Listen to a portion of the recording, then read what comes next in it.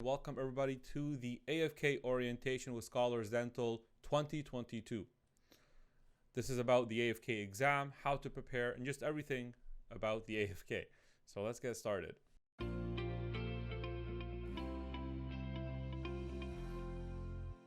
So let's get started with our AFK Orientation 2022.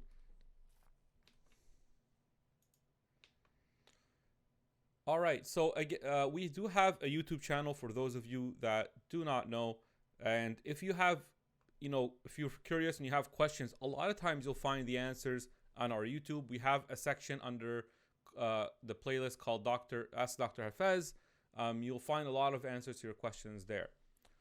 Still, we will have a Q&A at the end of the session. So what are we going to do today? This is, if you are looking, who is this session for basically? Why are you here? If you're looking for an in-class AFK course or an online AFK course, we're here to help you figure out what's best for you and to do and how to prepare through a course. And even if you do not want a course and you're not looking for a course, at least we'll give you some tips on what you can do. So it's something for everyone. People that know they need a course, they're leaning toward in-class, online, what to do about that. We're going to try to solve that for you. People that don't want a course but kind of want to see what AFK is all about, that's also, you'll benefit as well. We're going to talk about the AFK exam. We have some updates here from previous orientations as well. The AFK course and how to study with the course, without the course. I'm going to also show you guys some survey results. We actually have data that we could use to understand what to do to increase your chances of passing the AFK. This is a survey we released, and a public survey. It's not like a scholar survey that we released on Facebook for everybody that did AFK, and that way we're going to share that data with you. If you stay until the end, we're going to give you a coupon for the Udemy course. We'll send you guys a link of how the course in details work. We'll even touch on that a little bit, and then we'll have a Q&A at the end. Now, this is an AFK orientation, so we're not talking about the NDEB part of like the beginning, the application. We already did that a few weeks ago. If some of you attended that, that video is recorded and it's on YouTube now. It's called How to Become a Licensed Dentist in Canada, or How to Become a Dentist in Canada 2022. So if you go to YouTube and just type in How to Become a Dentist in Canada 2022, you'll see this video. Just watch that. It's an hour long, a little bit longer. But you need to know about that if you don't, and then you can get into the AFK. Still, if you don't know that, you can still benefit from attending this session. Okay, so this is just about the first step. Now to touch just a little summary based from the NDEB process itself, so that you guys are, in case you don't know anything about it, you're aware. There's a direct pathway and a university pathway. The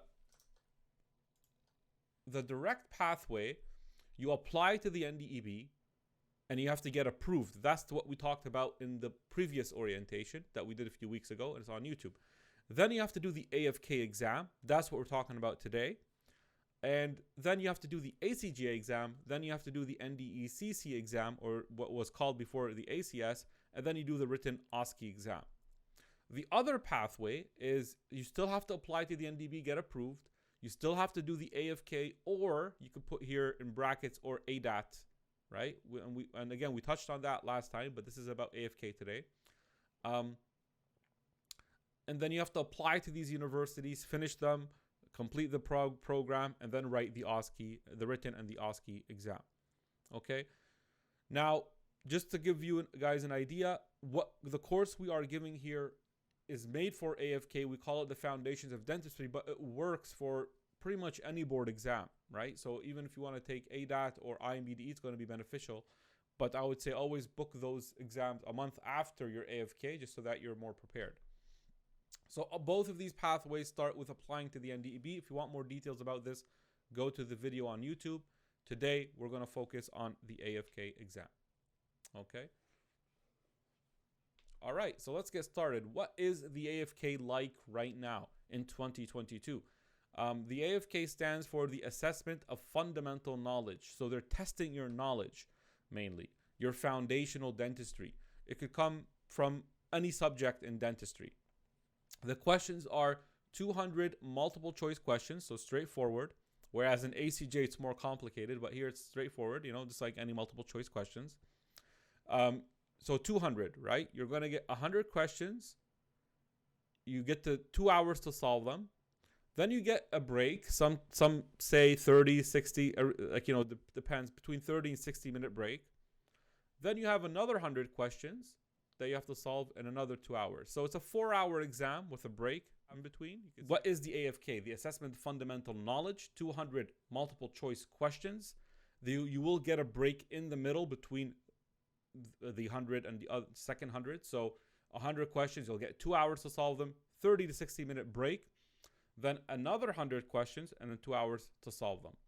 We even provide in our mock strategies on how to navigate this and time manage this. That's one benefit of having mock exams and training. Okay. So again, another thing about this orientation is this is not an orientation that we're just, you know, showing to you. We show this to our students that are in the course at the beginning of the course because it sets the right mindset for you to start preparing. You know, the AFK is not just a knowledge, you know, a knowledge exam, right? There is other factors to consider. Like imagine a fighter that goes to the ring. Okay, he could have the knowledge of fighting, right? Okay, I punch like this, I do it, I move like that. But then if you don't have the cardio, the endurance, the mindset of not being afraid, the how to tackle your nervousness, these things need to be coached. You need to practice, you need to train, you need someone to guide you on that. We will also focus on that, and I think that's what makes us unique. Okay, so when is this AFK exam conducted? So let's get to the first question, is when? All right, so the AFK happens twice a year. And usually, or at least for now, it's in Feb. There's the one exam in Feb and in August, and it's always been that way so far. Okay, unless during COVID there was delays and stuff, but so far it's always been like that. Now let's look at a table. I made this little table here to show you some important dates. So the registration for the exam usually occurs for the Feb exam. It usually happens in September or October. So we had a Feb exam, the Feb 2022 exam, let's say. The registration for that one was in October, actually. Okay, but you know, don't be surprised if it happened to be in September. Okay, but what I found, it's usually like 1 month after the course starts. I find that that's the month that usually is in. But the next exam in August, the registration opening is in March. So it could be in April one time. So you have to keep in mind that that is when the registration for the exam opens. Now the deadline to register for the exam, okay, for the Feb exam is in December. So you could, the way I would memorize that is 1 month before the mock month, or 2 months before the exam. And in August, it's in June. Okay. Now, you can't always plan your way based on the registration deadline because seats could get filled up quickly. So you want to plan it based on the registration opening day. That's when you really want to try to get in. Doesn't mean that you won't get seats later on. Most likely the NDEB always tries to help to open up seats, but the ideal plan is to try to register on the opening day. And when do courses start? So courses usually start for the Feb exam in September and for the August exam in March. So that means for the next one coming, the March exam, we have for the August exam, we have the March course. Okay. All right. So let's put this on a timeline. I like to draw timelines here to make it visually, you could see it. So let's put here the Feb exam. Or how about we put the August, since, what do you guys think? Maybe Feb for now. Let's try Feb. Okay, so the Feb exam, and then here we have the August exam. Okay, so Jan, December, November, October, September. So opening would be here, right? So the opening day, the registration open would be somewhere here. So here's exam, registration, somewhere in October or September. Exams in Feb, and deadline is usually in December. And courses usually begin also in, well, usually in September, let's say, to make it more accurate here. Course. Okay. And then for the August would be, let's say, March, April, May, June, July. Okay. So March is when the course will start. You could say March or April is going to be registration, and the deadline would be in June. And then the exam is in August, and it all starts over again. Okay? Now, there's an idea here, just to let you guys, give you guys some tips. The concept that you want to make sure you guarantee a spot in the exam, then you want to start preparing, it just seems like it's not working out. Okay? You're always late when that happens. You always don't have enough time to study, and it doesn't give you a good result. Okay? You have to plan that I'm doing my best to get in, so therefore I'm going to start preparing. And if you don't get in when the registration opens, hopefully they'll open more seats. You keep studying as if you're getting in. If you do not get in, then fine, okay? At least you studied one cycle and you could still be ready for the exam after, okay? Now, for our course, what we do is we offer a 3-week access at the end of the course, even if you come in later, okay? Like if you don't get into the first exam, we let you come back later to see updates and stuff before your next exam. That's a different, like we have that program running. There's conditions and ways to do it, but I'm just giving you guys that tip that it's not working out. You can't guarantee that you're in the exam, then start studying. Some people get in, they find out they're in the exam in November. They want to start the course, and I'm like, you're already late. You missed a lot, right? So it's not a good strategy. Okay, guys? So here's a timeline of how the exam works. Let's move forward. So where is the exam held? Now, there's 2 ways the exam is held. It used to be only paper and pencil. Then it switched to was trying to switch to Prometric. And then when COVID happened, they needed both to be able to fit everybody in. So we have Prometric centers, or what they call electronically. Okay, so that'll be when you actually can register for the exam. You could choose Toronto electronic or Toronto paper based or something like that, right? So that's just an example. So Prometric centers electronically, these are centers you'll find in Canada, and there's international ones too. So that's what's going to help the NDEB to expand it to become international. So you have some in the US, like in California, New York. This is what's on their website. Massachusetts, Australia, New Zealand, United Kingdom has these centers. Now, this is something you could check on your own. This is what I see on the NDEB website. But one person told me that they checked Prometric centers in, like for example, in Lebanon, and they found that they had the exam. So to me, I'm not sure. I can't confirm that for you guys, but that's what that person said. Now, if they actually happen to take the exam and it works, then I'll let you guys know. But for now, that's not on the NDEB website. This is what's on the NDEB website. Okay. So maybe there's a way you could check Prometric centers around you and see if they're offering the exam. Not sure, but this is what's on the website. Now, the other way is paper and pencil format that you're probably all familiar with. And that's only in Ontario and Quebec. So it's only Canada, that method. Okay, so I got some information based on each one to understand how the exam works. So the Prometric centers electronically, they might be 2 days back to back, but you only do one of those days. So because the Prometric centers are small, they can't fit too many people in there. You know, they might arrange it that there's a morning, evening, and day 1 and day 2, but you only do one exam. You're not doing both days, just to make it clear. It's usually like in an office, in a business building. You know, you go, you wait outside the room or the office. They call you guys one by one, give you your ID card, give you a locker, a key to the locker. There's an area for you to store your food. There's a table with maybe 20 to 30 computers you guys do the exam on. And in the exam, the software, you could save questions for later. Like you could mark questions to save them for later and go back to them.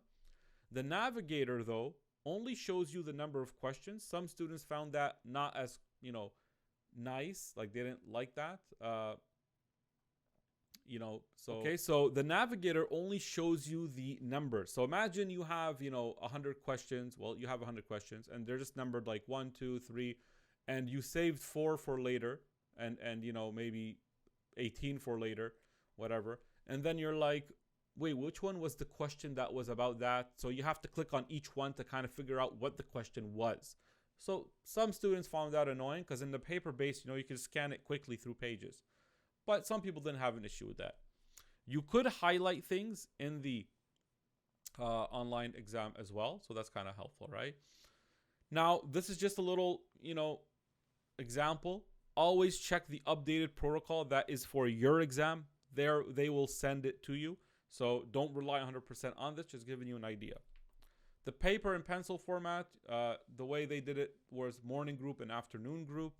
Again, these places could, fit a lot of people. So they have like 200 people coming in. They give you everything. Okay.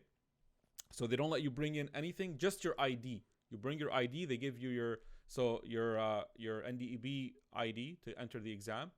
You go to a table. The table has 2 pencils, an eraser, documents, your agreement, all that stuff, a bubble sheet for answers. Again, always check your protocol for your specific exam. All right, so far what we covered is the, where and when and how the timeline of the AFK works. Here's the blueprint.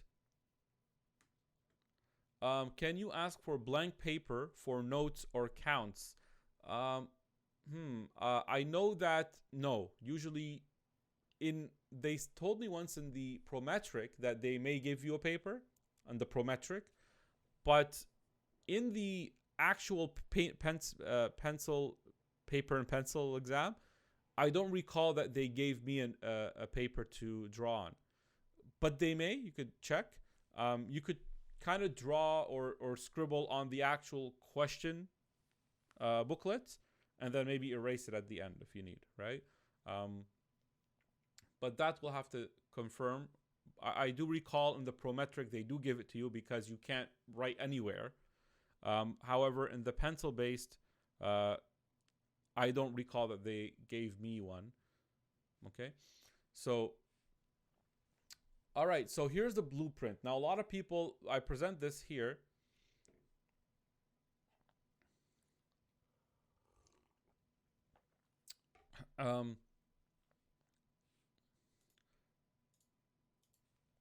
So I usually get questions about this blueprint, and I just tell students, this is what I want you guys to focus on.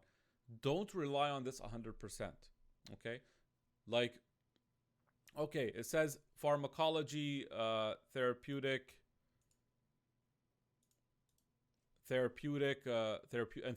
local anesthesia, medical emergencies, medicine, including physiology, 24%. Well, how do you know what part of that is part of the 24? And what's, the line between basic sciences? Like sometimes a basic science question could seem physiology, but it could also be part of pharmacology. Okay, then it says 10% here, 10% there. What we do is we teach you pretty much everything, and we tell you what to focus on, and we want you to focus on the things that is the foundations of everything, So we will provide everything in the course, and you should study everything, but you have to understand, okay, well, what is microbiology, right? And are you going to go study all of biochemistry, right? So I don't necessarily follow this, just know that they're going to ask you, dental questions, board exam questions. It's very, you need to know all of this stuff. You need to know the foundations of each topic. Okay, so that's what matters here. All right, so don't worry about the actual numbers here.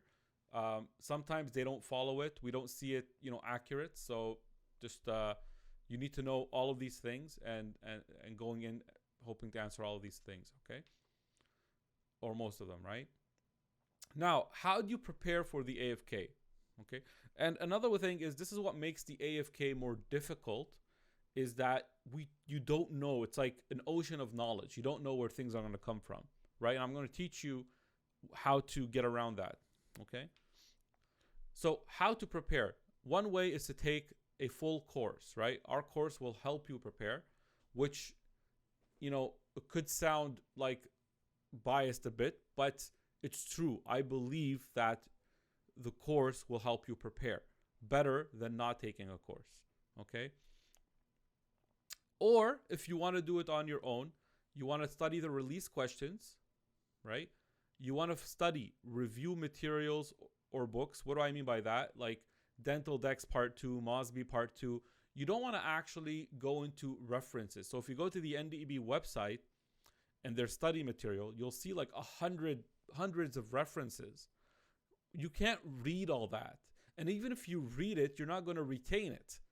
Do you understand that concept? Like, just because you read something doesn't mean you're going to remember it, and doesn't even mean that you have enough of it to answer a question, because answering a question sometimes comes in a way where you have to use some intelligence with memory, not just memory, right? So that's why I say read review book materials like Dental Decks. It's a board exam material, Mosby Part 2, First Aid Part 2. And now I added this here, new in this orientation, articles on the NDEB website. So the NDEB in its reference list at the end has articles that could bring questions from as well. Okay. Now in our course, we prepare you for all of that. We do all the understanding, the solving, the explanation for all of these things. So you don't have to do it on your own. So the release questions, as you know, or some of you may know, the NDEB, releases 300 to 400 pages of questions. It used to at least release those every year. Like, for example, 2016 released, there's maybe 300, 400 questions. In those 300 to 400 pages of questions, make that clear. And they may contain 200 to 300 new questions compared to the previous year. And then in 2017, for example, they release 300 to another 400 pages. So that's like thousands, just to put in perspective, thousands of questions that could only have maybe 200 new questions. So, 800 of them or more are repeated from the previous year. So each year has some additional questions to the previous year. Now, recently, we don't see that. They haven't released any new set of questions. Okay, so you don't really need to worry too much. But, you want to study the release so that you kind of understand if anything comes like it or around the concept, you have a good idea about it, right? Because that could happen. At the end of the day, it's, dentistry. It's not going to be rocket science, right? So you if you study a question and its surroundings, you have some knowledge that another question could be based on. Here's an example of the MCQs. Okay, I brought you guys an easy one, so don't feel like they're all like this. Some of them are really tricky, but this one, lichen planus, occurs most frequently on the. What do you guys think? I mean, in previous orientations, I actually had a more difficult question, but I don't want to. It's not a place to raise controversy right now, right? Buccal mucosa, correct. So this is one correct answer, right? Now, in the release questions, you'll also see some like this. All right, so we call this multiple of multiple, right? So, I mean, to me here right now, I don't, regardless of what the answer is, What we know now is the NDEB is not bringing this style question anymore. Okay, so what's the answer here? The answer here is actually A. So the answer is 1, 2, 3 are correct and 4 is incorrect. Right? So the answer is A. But the NDEB is not bringing these questions. So here's the thing. Does that mean you don't need to study them? What do you guys think? You think you should you study them still? Of course, right? Because easily we could say root carries risk in adults is except, right? I mean, it might not work here. Except I remove this, and then what becomes the answer? 4. Correct? Or all are true about root carries risk in adults except, and then you answer 4. So you still want to understand the concept. Okay?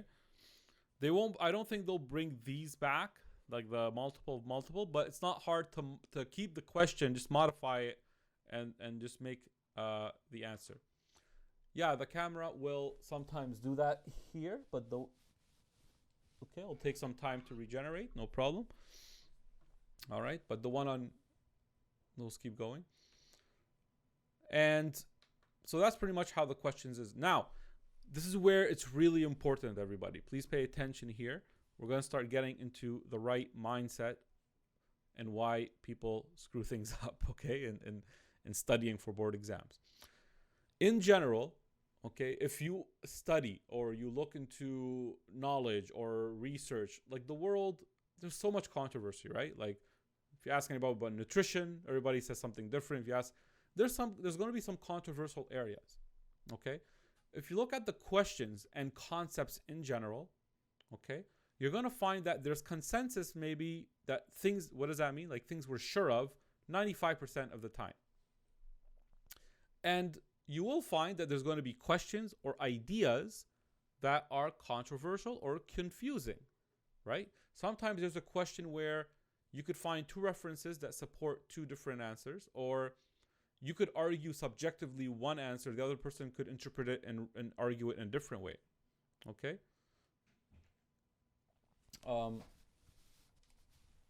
So that's normal. You have to expect that, okay? What the mistake that I find is when students put 95% of their effort on that 5%, and they only put 5% of their effort on that 95%. This is the problem when people are left alone without guidance, without a course, without someone helping them. Okay? Yeah, just making sure things are okay there. Do you guys get my point there? Why does this happen? What do you guys think happens here? The thing that happens is psychologically, when you're a student, you look at this stuff, right? And you go, that's simple, right? Like, okay, I got it. We know the answer. That's the answer. Oh, I know this. I just have to memorize it now. You think that's an easy job, right? You memorize it that day. You feel like you got it in your back pocket, but your brain is wondering about this here, you know? Because you are maybe a perfectionist, right? Maybe that's how you became a dentist in the first place. You're a perfectionist. You're like, that 5% is just bothering me. I need to know the answer to make sure I know what's 100% there. Now, while you're working your 95% on that and trying to figure it out, by the time you get to the exam, you actually forgot all of this and you don't know how to apply it in the exam, even though you thought it was easy. This is the problem. And getting the easy questions wrong is what causes you to fail. Okay? You don't want these 5%, if they're controversial, just let them be. Let them be what we do, we'll tell you that's a 5% question. Here's our best answer. Take that from our research. Don't waste time on it. That's what you need. You need someone to tell you that. Okay? Put your effort on that 95%. That's what's going to help you pass. That 5%, don't worry about it. We're working on it. We've been working on it for 10 years and we're still arguing it. So you may be able to solve it maybe, but don't waste your time. Okay? So don't do this, and what you want to do is this, right? You want to put more of your effort on that 95%. Repeat it. Even if you feel like it's easy, review it, repeat it. Make sure that when you go to the exam under that stress, you don't need to think and doubt yourself, okay? A lot of interesting things happen in exam environments where even if you know the answer, you overthink and then you start to doubt yourself, right?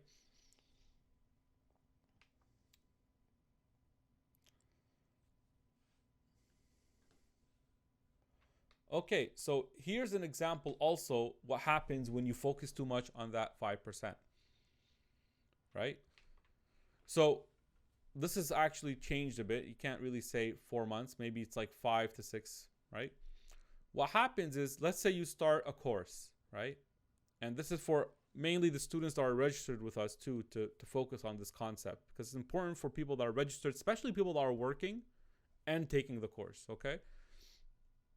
So let's say you start the course, you know, you have module 1, okay? Module 1 here. Let's say we have basic science usually. Okay, so that 95% and you have that 5%. Okay, so what you want to do is, okay, you covered it. That 5% that's really difficult, that's going to take, please guys, remember, leave the questions till the end. If I'll get to them later. Just for now, we want to focus on finishing the lecture, okay? So that 5%, if it takes too much of your time, it's going to tip, or let's say dip into the next week. That's the issue. So if you follow the 95%, just do the things you can. And some people may not reach 95%. So let's say you're working full time. Now, someone working full time, do you think they're going to accomplish the same as someone working, you know, not working at all? Of course not, right? So someone working full time may be able to accomplish 80% of things, right? So even if they do that, it's still okay. Now, once you move on to the next module, module 2, you need to just let go of that 20% or 5%, whatever the remaining you have, and start with the new module, okay?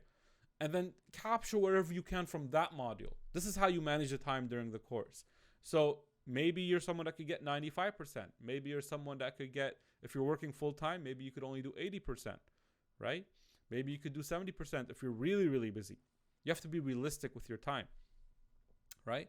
If you keep doing this, yes, you're not going to perfect it. Again, remember perfection. You don't need to be perfection. But as the course goes on, you'll be completing that percentage consistently over all the modules, you see? And by the end of the course, you'll be ready, at least depending on what you were able to prepare. It was 80%, was it 95%? Now, what happens sometimes is, and usually those 5% that's remaining is the difficult stuff anyway, okay? And the difficult questions are not usually what make you fail. It's screwing up the average questions. Now, if you don't do that, let's say someone is like, no, Dr. Hafez, I need to perfect everything from the get-go. You go and you're like, I want to put 95% and I need to put all the time I can on that 5%, whether it dips into the next module or not, right? So module 1, you perfected it, right? You perfected it, repeated it, rewinded the videos, did all the things. You got into the next module, you started, you know, going back to basic science, still focusing on it. And then over time, you'll see that you're still in the past. You're still focusing on the beginning parts of the course. And as you get to the end, you'll notice that when you get to your exam, you don't have time to do the last parts of the course. You're like way behind. And we manage that for you. We prevent this from happening with our strategy, with our system. Okay, we have a system that forces you to finish each week on its own. Doesn't allow you to, allow 1 week to take over the other. Okay, but if this happens to you, as if you're studying alone and this happens to you, what happens? Let's say you miss certain subjects, and you might then mess up easy questions in the exam, which could cause you to fail. Okay. So what's the conclusion here? Focus on the 95%. Okay. Now read the confusing parts. It's fine to read them if something's confusing, but then move on. And that's something we'll remind you of. Just remember to move on. Don't get stuck in a question. Don't let it bother you forever and ever. And just, okay, circle it, move on. All right.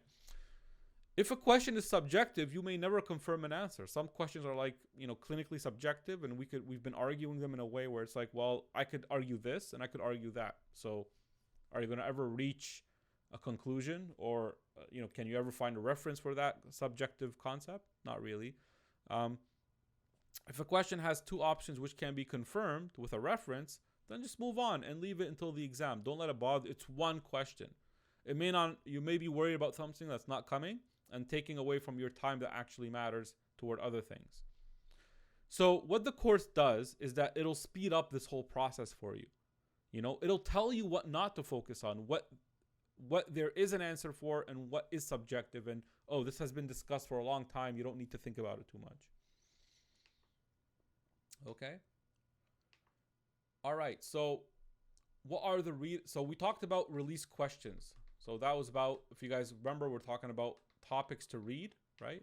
How to prepare. We said release questions, materials and books, articles. And then we talked about release questions. I showed you examples, how to focus on the questions, 95%, put 95% of your effort on 95% consensus that we have. How to not fall behind, and then that way don't leave major areas where you haven't checked, right? Now, reading material, if you come to the course, obviously, we're going to give you our books. People always ask us this question. That's why I present it, so that you know. We give you our own books. We have 4 books that cover everything. And the usual question is that enough? And what I say, my answer is, it is enough. If you master what we give you, then expand. But I assure you, 6 months is not enough to master what we give you. You won't master it, but you'll get good at it. And from just recent feedback, actually, from the last exam, students told me the things we are teaching is highly relevant to what the exam is, and we don't need more than it. We just need to review the books better. Okay? So just giving you guys that intel. Now, what things can you read if you're not taking the course? So what's out there? You have a lot of things. Dental Decks Part 1, Part 2, Mosby Review, Part 1, 2, First Aid. What I would recommend if you're not taking a course is to focus on Dental Decks Part 2 only. Don't do Part 1. Don't waste your time. Release questions, but I'm telling you, that's going to be, without a course, that's going to be very annoying because you'll have to find the answer to each question. Then I would add one here, which is the articles on the NDEB website. And I could show you guys that at the end of this session. Okay. Again, in the course, if you're taking the course, you don't need to worry about that. We do that for you. Okay. So I talk about the Dental Decks Part 2. As I promised, I said that if your intention is not to take a course, just to give you something. In Dental Decks Part 2, I found that pathology was pretty good, okay? But it does need repetition and organization.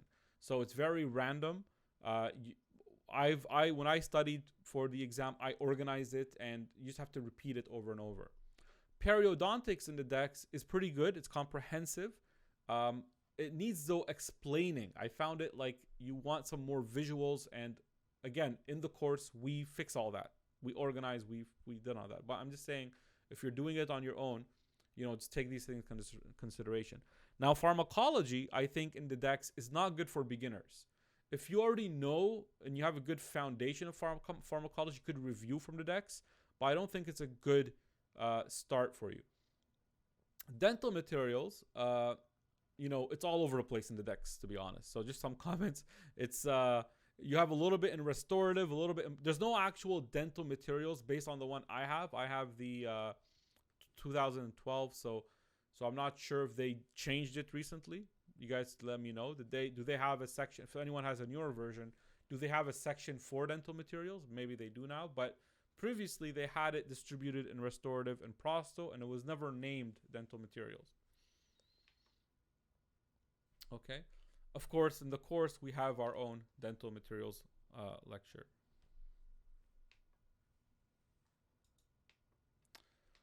Okay. Now, so here's where we get into data. about the courses and how what people did to pass.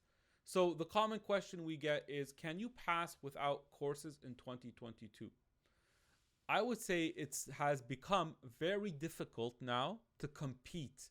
So the passing rate for the August exam that we saw was 32%.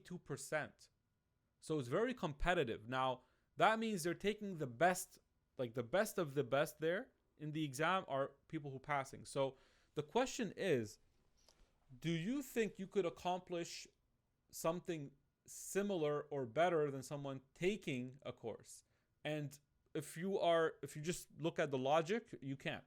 It's impossible unless you spend maybe 3 years, right? Or something. I don't know how you're going to do it, but it's almost, the momentum is not there. Okay.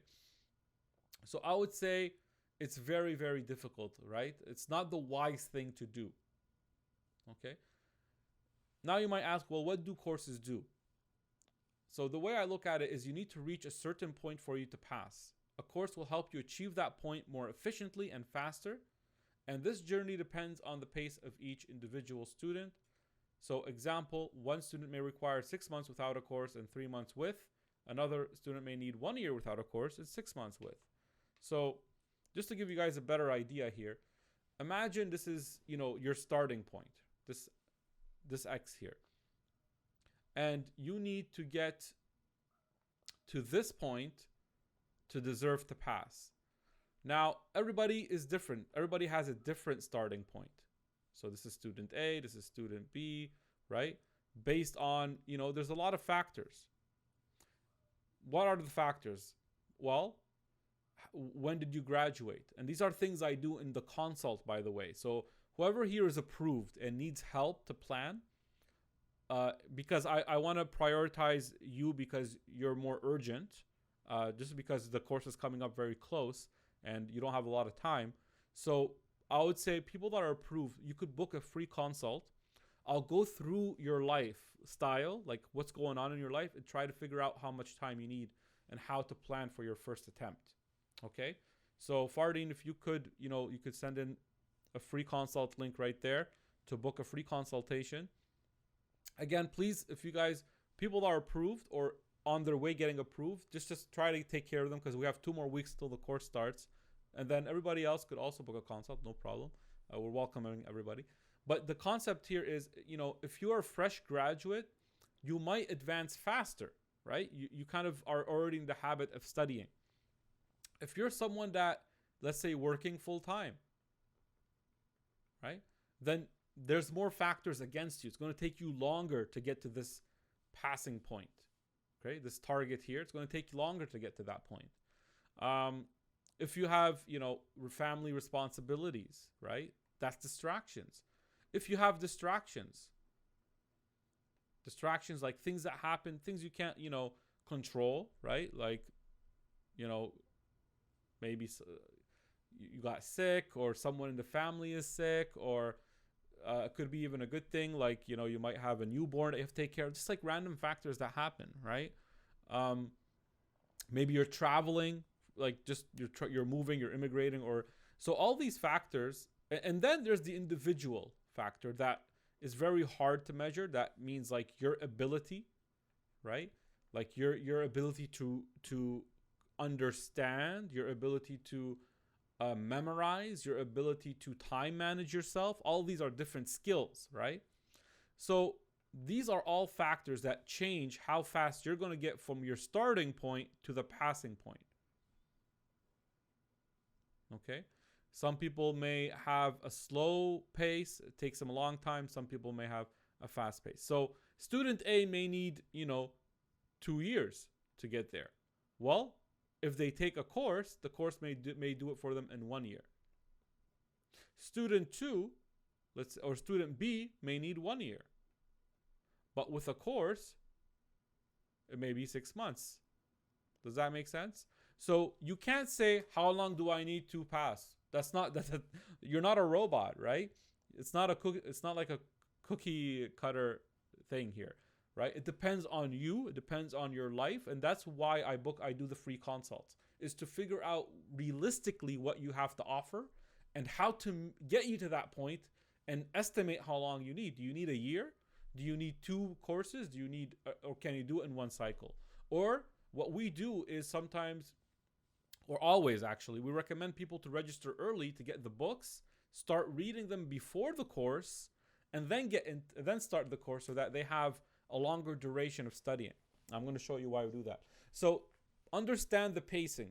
Not everybody's the same.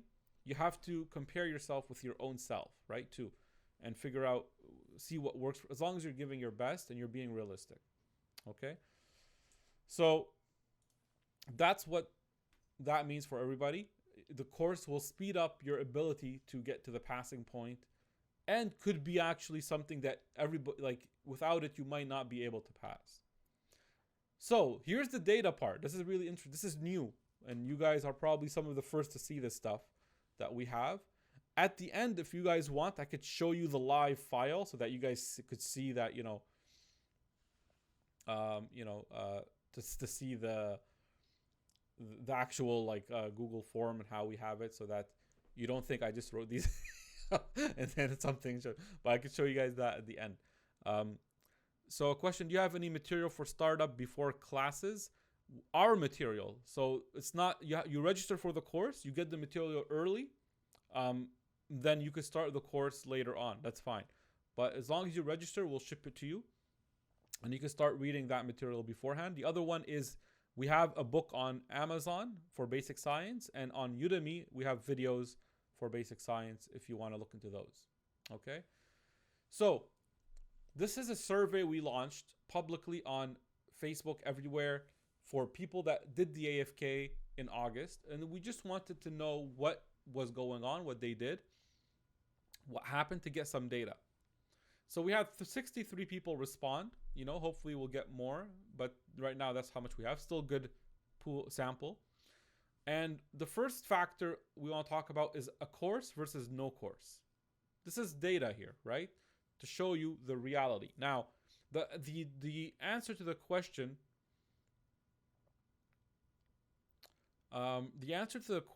do you need a course to pass? Well, no, you could pass without a course. So the total that did not take a course out of these 63 were 18, but only 3 of them passed. So your chances of passing without a course is 16, let's say 17%.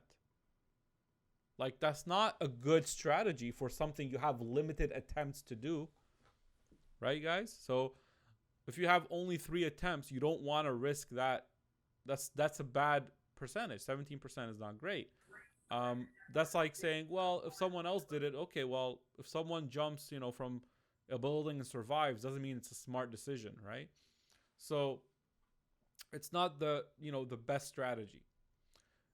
You have an 83 or 84% of chance of failing if you don't take a course. Now, let me show you what happens. Here's the data. If you take a course, and this is any course, okay? We didn't say which course. We didn't ask people which course you took. We just said, did you take a course?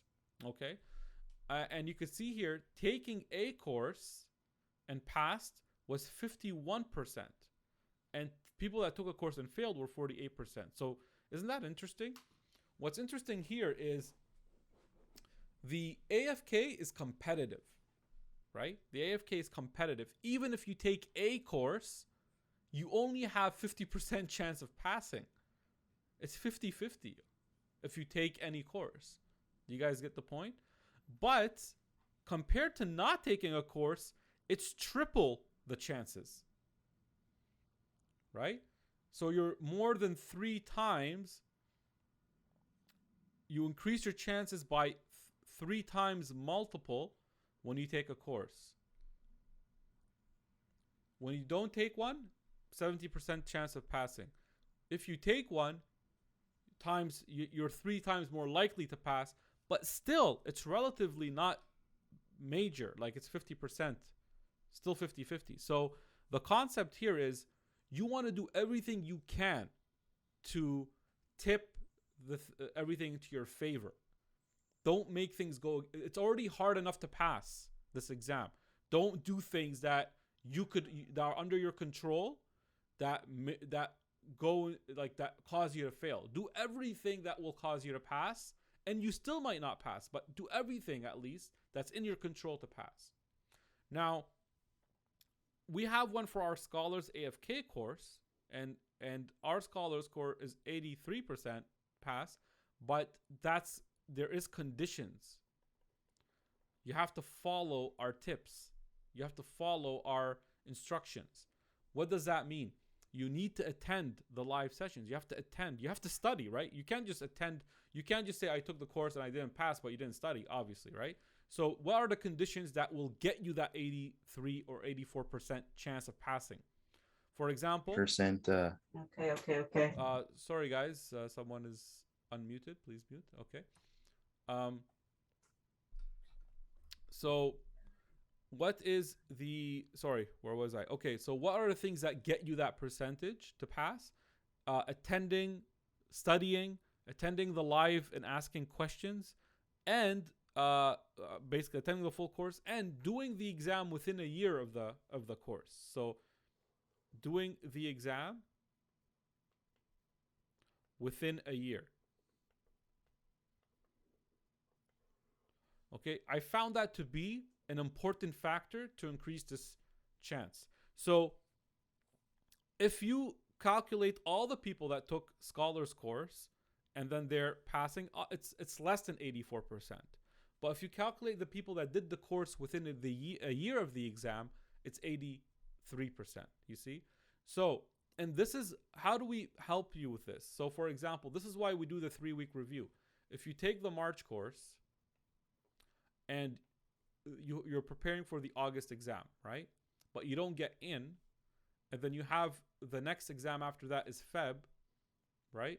What we do is we allow you, and let's say you get into the Feb exam, but you took the March course, right? We allow you to come back in the course for 3 weeks at the end to review updates. Why do we do this? To increase your chance of passing, to keep you linked to updates and to help you pass the Feb, that exam. So once we saw this data, we couldn't ignore that, okay, having that last support before the exam and having the any changes or updates that are made to the course is, let's give that to them in the last few weeks. Okay. So just like interesting stuff I want you guys to see here. Okay. Here's another, some other points or questions we kind of concluded from the data. What did the passers do? Okay. So here it was, if you took a course versus no course, what were the chances of passing? Here is, what did the passers do? So we took all the total people that passed from the 63. There were 26. Okay. And then I think I forgot to update maybe here. Wait, 23. Oh no, I think it's correct. Yeah. So it's correct. Perfect. So these are the total people that passed, right? They're 26. The ones that took a course were 23. So only 3 didn't take a course. So that's 26. Now, let's look at this data. So this is kind of like under here. Now, from the people that took a course, there's 2 types. They took full, or some that took only mocks or a crash course. The people that passed, most of them took a full course. You see, that's the contributing factor mainly to the 88%. Right? So people that took a course, 88% of the people, 88% of people that passed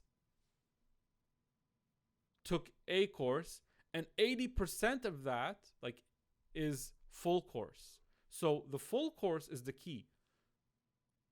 Now let's look at length of studying. This one is cool too.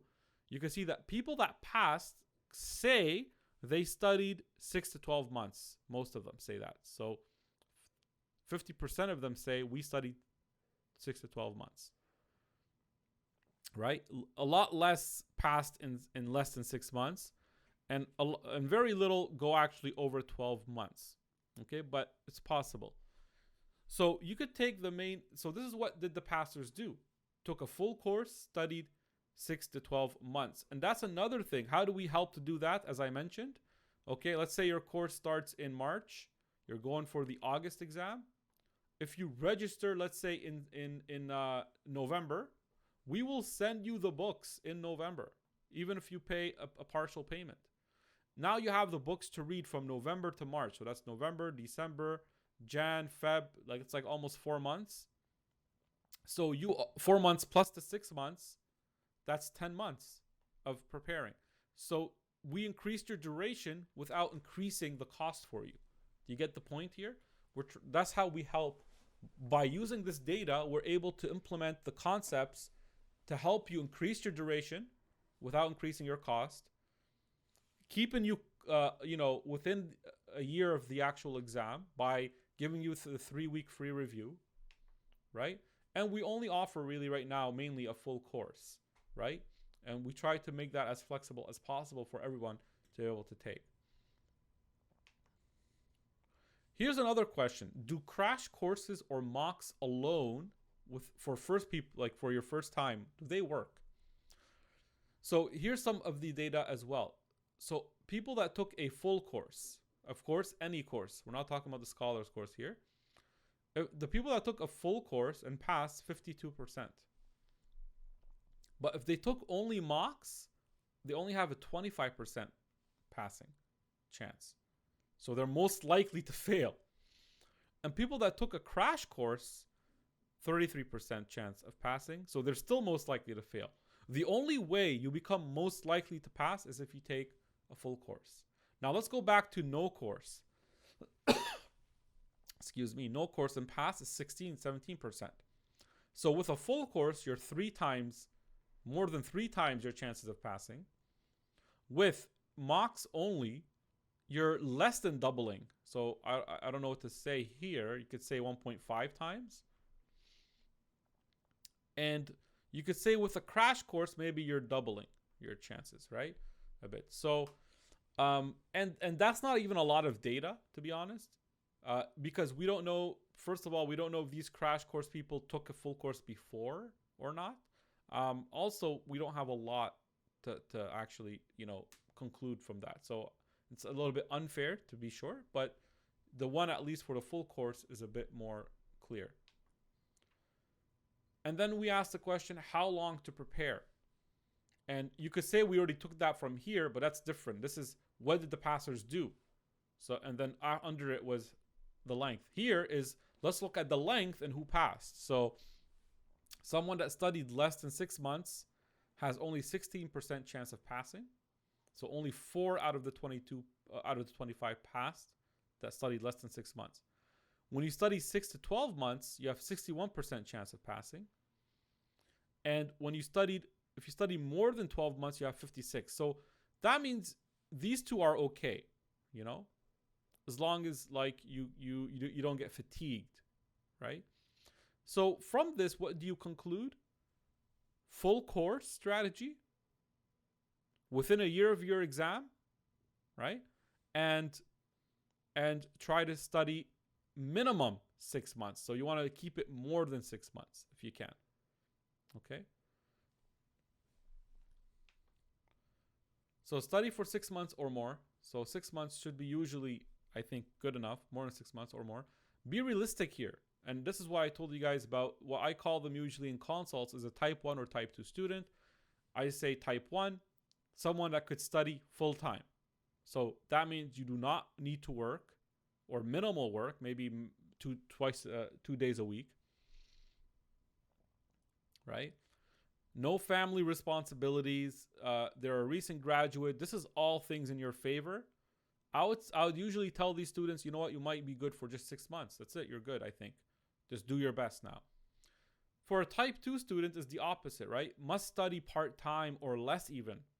Has to work to support. And there's variables here. So some people have to work Monday to Friday, right?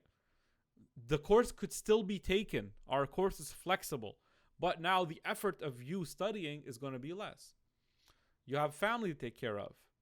You graduated a long time ago. You're not in touch with all the academic things. So this person, I might say you need a year. This person, I might say 6 months. And then there's the person in between that kind of mixes both, right? Like someone that maybe has family responsibilities, but could afford not to work.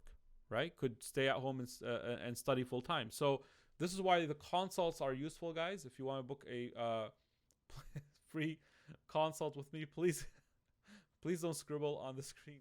My sincere advice is take a full course. Okay, taking any full course, even if it's not hours, will triple your chances of passing, right? Taking hours 83% and taking the exam within a year and taking it seriously will give you an 83% chance of passing, which is probably, I mean, I didn't do the math, maybe it's 5 more times probably, or 6 times passing. And please do not wait until you fail an attempt then think, oh yeah, I should take a course now, right?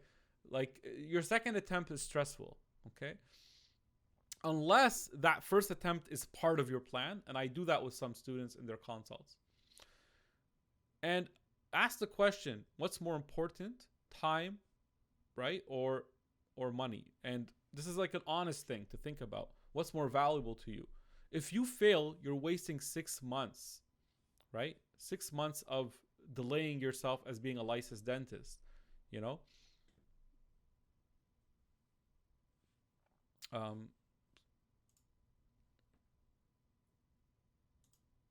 Okay, now we just have to delete the... Is there a way I could delete it though?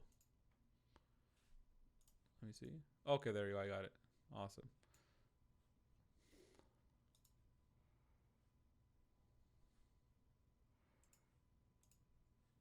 Now I just got to close it. Okay, awesome. So where were we? We're talking, yeah. So that's why you want to make the wise decision here, and it's pretty much an investment decision, right? Yes, you might, you know, I told you guys in the NDEB process, the direct pathway is going to cost you anywhere from 50,000 to 60 to 70, right? You want to think like, yeah, that's how much it's going to cost. That's the amount. And most of it is in NDECC or ACS. That's where most of the cost is. But you put small price toward the courses into yourself now, you get your goal faster. You pay that off faster when you're a dentist. You know, as a dentist, you could make 10 to 20,000 a month when you're licensed. Okay. So saving the cost now and risking to fail and delaying your dentistry for 6 months, that's not the smart, or let's say wise decision. But again, and that's why we have payment plans to make it convenient. So if you hear, someone passed without a course, yeah, they were part of those 16% maybe that got lucky. That doesn't mean it's the wise decision. And honestly, I have some people that I know that actually did that, and then they say, now we feel like we missed out on a lot. Now we're coming to ACJ, we don't know what we missed. We don't know what we're supposed to know. Because ACJ definitely needs a course, and ACS definitely needs a course. Okay?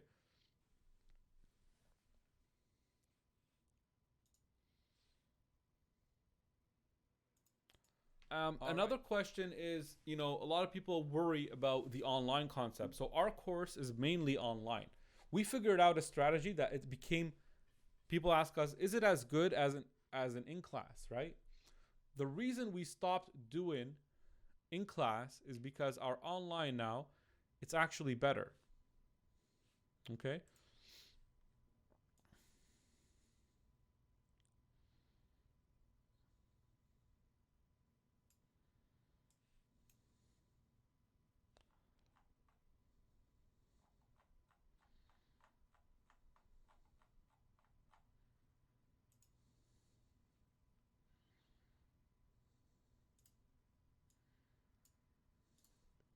All right, so sorry about that. I just got a little bit distracted. So does the online course work? Is it as good as in class? I believe genuinely that it's better if it's done correctly. Okay, so I put in class and online live in one bucket, and then the way we do online in a different way. Okay? Because we don't believe in everything being live. Because the live online, how is that different than an in class? It's similar. The only advantage is you're saving commute time. But if you do the online its own way, then it's completely different. So for example, here's some benefits to the way we do the online, which is a combination of recorded lectures plus live.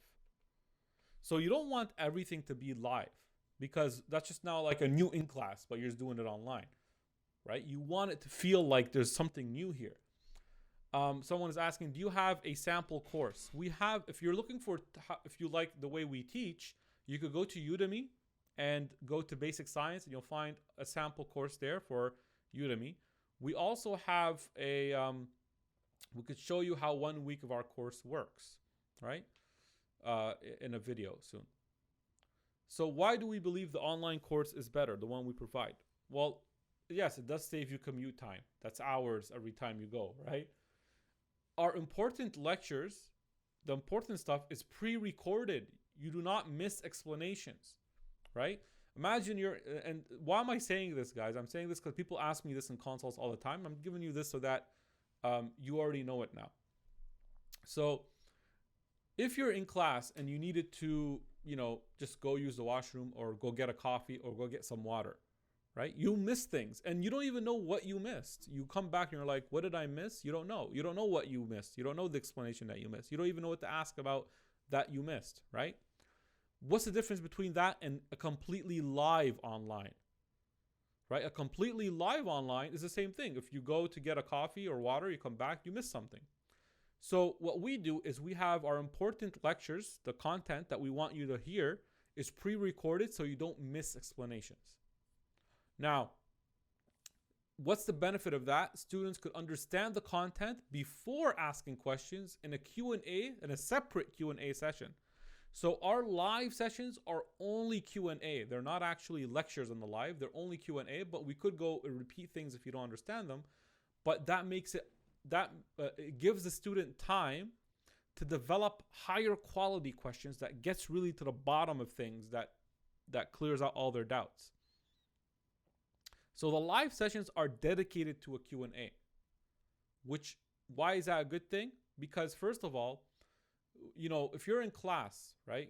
If you're in class and you want to ask a question, if you want to ask a question multiple times, what happens? You get a little bit shy, right? Sometimes the instructor could, some instructors use this tactic where they kind of embarrass you and then you don't want to ask anymore. I don't know if any of you experienced that. Sometimes you ask a question, you don't get it, you ask again. Other students are annoyed. The instructor is annoyed. Why do you think this happens in class? Because they're on a schedule. They have a time to finish the lecture. However, the way we're doing it, we don't have time to finish the lecture. We don't mind the questions.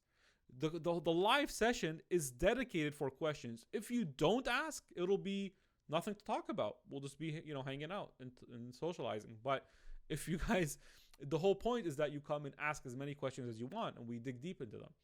So there's no pressure to finish on time. And no students are bothered because the point is to ask questions.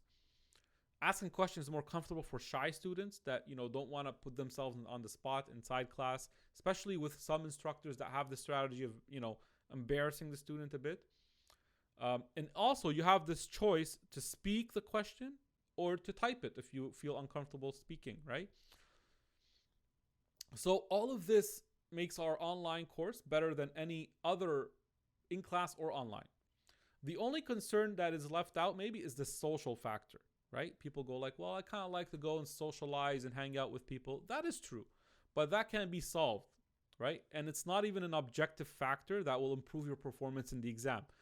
Actually, I could argue that this social factor distracts you from the exam. How many times have you went somewhere and it's a course or an event and you're like, hey guys, you want to go eat something after, right? Now that's a few hours. You still have to go back home. That's another hour.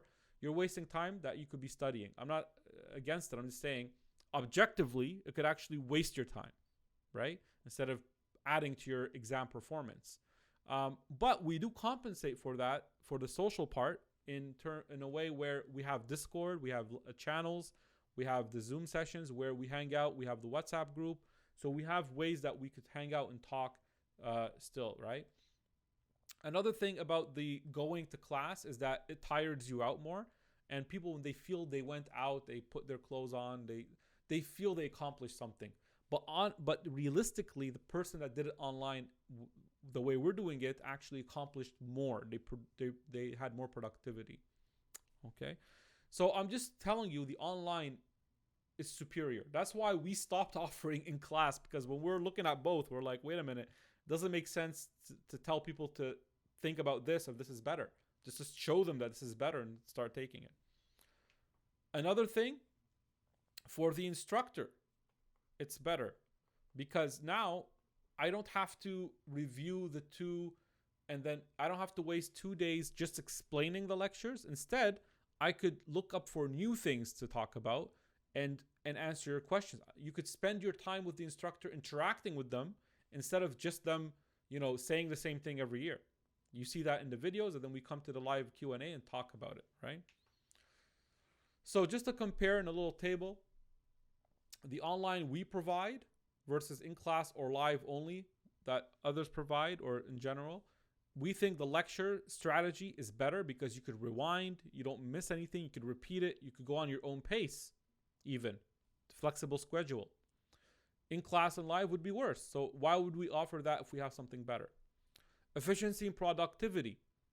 It's better when you do it the way we're doing online. You save commute time. You can watch the videos twice if you could finish them in time. So in class is going to be compared, or live only courses would be worse. Material, I can argue that's the same.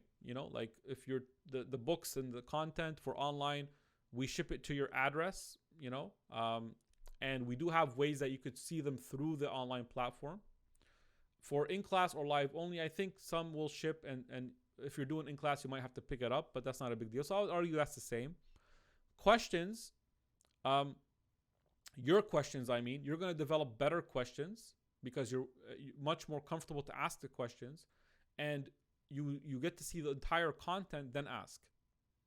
Whereas in class, you have to rush to finish on time. Students annoyed if there's too many questions. It's worse. Social, I would argue this is kind of similar. This is still good. We have platforms online to create a social environment, but in class or live, you could argue maybe it's better, but it's not necessarily better for you to pass if you're wasting your time going out, and after class and stuff, right? Updates. This is an important one. Oh man, I forgot about this. It's way better online the way we do it, because first of all, I have more time now since you guys are focusing on the videos and we meet up. But if there's any updates, I go review it, check it, upload it to our system. It could be sometimes up there in 2 days or a week. It depends on, it'll just be instantly there and you guys have access to it and you all could watch on your own time. Updates in class or live only, it's hectic to do. It's a lot worse because first of all, it's slow. They have to schedule a time that everybody could meet and everybody has to agree on. And it's just, I don't think it's a great way of doing it. So that's the comparison. Okay.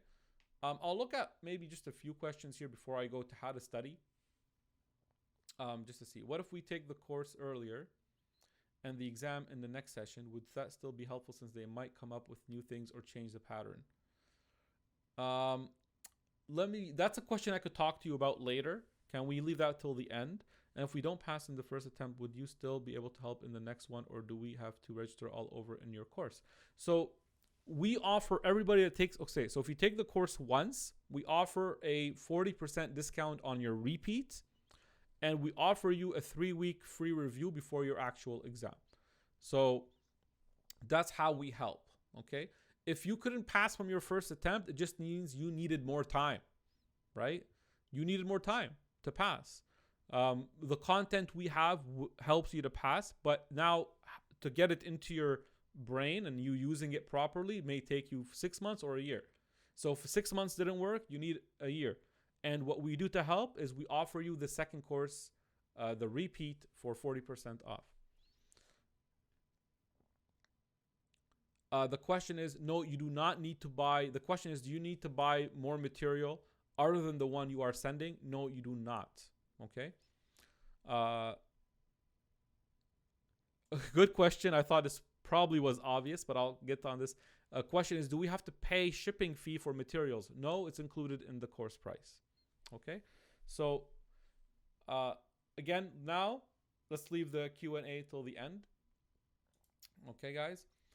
Okay, so now how to study for the AFK. I'm going to give you guys some tips, just to, especially people that are taking our March course. Please pay attention.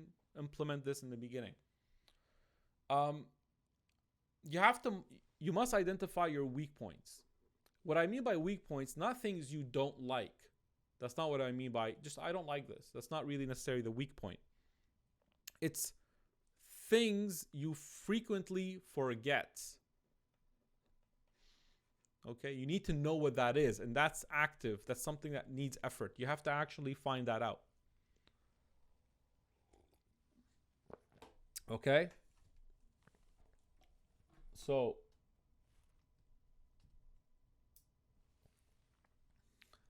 let's check this here. Okay. So you read the material. In our course, you're not just reading, you're watching videos. Give time to forget it. So to create that learning pathway, you want to read something, kind of stay away from it for a bit, come back to it and read it again. That's what will help you retain it better. Okay? So I look at it, reading something 5 times over 5 months is better than reading it 5 times over 5 minutes. And this is the concept of, like, don't try to perfect it, you know, on your first minute. Like, let's say you're reading a page. Don't go like, okay, I read it. Let's read it again. Let's read it again. Let's read it again. Okay, I think if I keep reading it right now, I'm going to perfect it. It doesn't work that way. That's like saying, if I hold, you know, a dumbbell and I do bicep curls, I think my muscle's going to grow right now. That's what I think. If I just keep doing these right now, my muscle's instantly going to grow. It doesn't work that way. It's about consistency over time. Okay. Again, leave your Q&As until the end, and I'll get to them at the end of the session. Okay, guys? So, do you get the point, though? It's not about how much I could do at the moment. That's not going to create that growth that you need. You will never remember 100% of what you read the first time, no matter how much time you spend on it. You could go like, well, you know what? I'm gonna spend so much time on this page right now until I perfect it. Still, next day or after a week, you're gonna forget something. Okay? The way you retain more is by repeating and repeating over a longer period of time, not within a short period of time. So what I like to do is go through 15 pages quickly, quickly go scan through them without really like getting stuck on a page. Then I might go over and read them again just to see, okay, what did I remember? It's better than reading one page over and over again. So go through, scan the entire, like, okay, I'm just going to read it like a book, 15 pages. Then I might go back and read it again, okay? Instead of reading one page many, many times.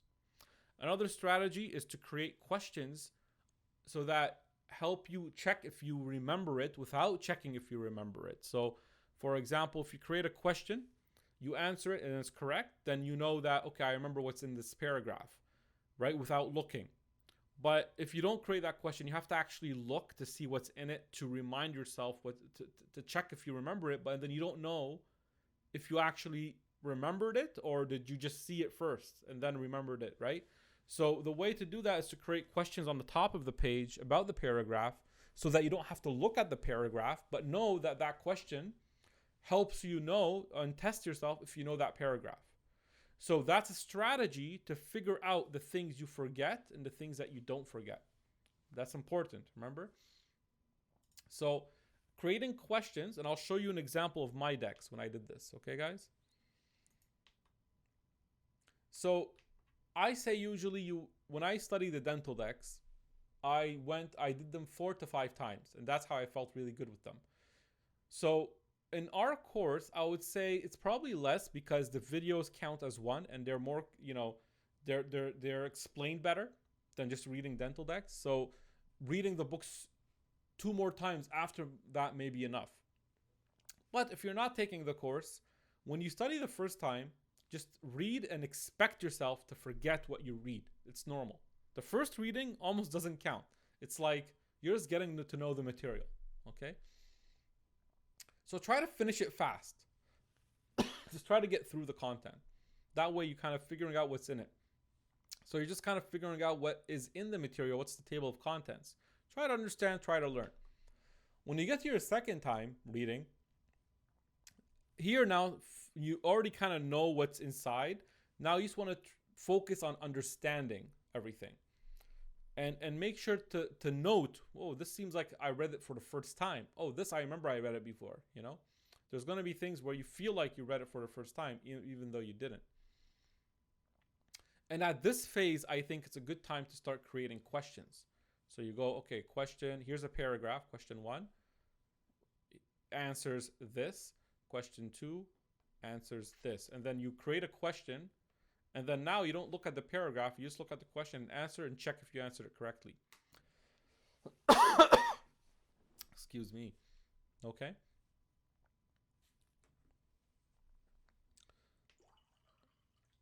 And then the third time, you try to use the questions you created or take a peek at the card, which is not as efficient because you might see the answers, and see if you could remember any information. The things you remember have probably became raw information. You must figure out what information you keep forgetting. This is different for each person. So cross out the sections that are easy and pointless and keep the sections that you forget. This will make your final reading more efficient. So I explained this in the confidence area, but I'll explain it here actually. So basically, here's what this means. I'm at this point in time. Just a little second. Are you guys still all with me? You guys doing okay there? I know you have questions. We're going to get to the Q&A. I just want to make sure you're all still engaged. You're paying attention. Is everything, am I moving too fast or is it going okay?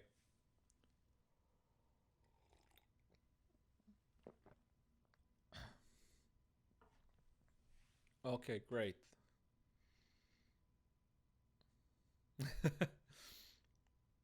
Soon, okay? I'll do it soon.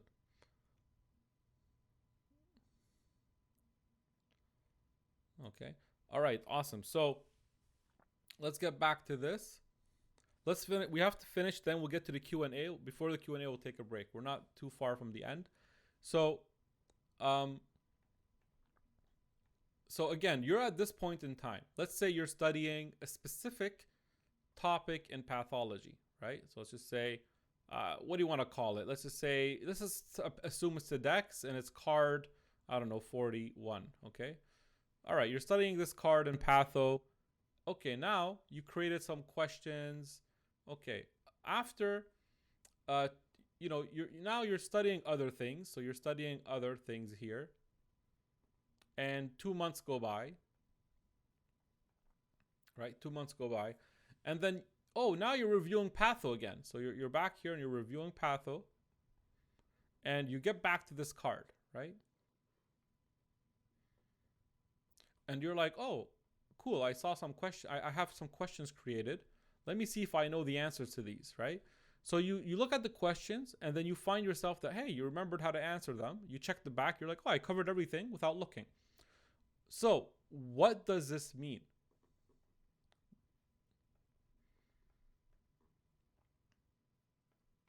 This means in 2 months' time, you proved to yourself that you could remember this card. Does that make sense? Okay, so now, if the exam, right, is less than 2 months, so let's say this is the next 2 months period, right, and the exam is here. That means from this time to this time, from an objective point of view, you don't need to review this card anymore. Because 2 months was not enough.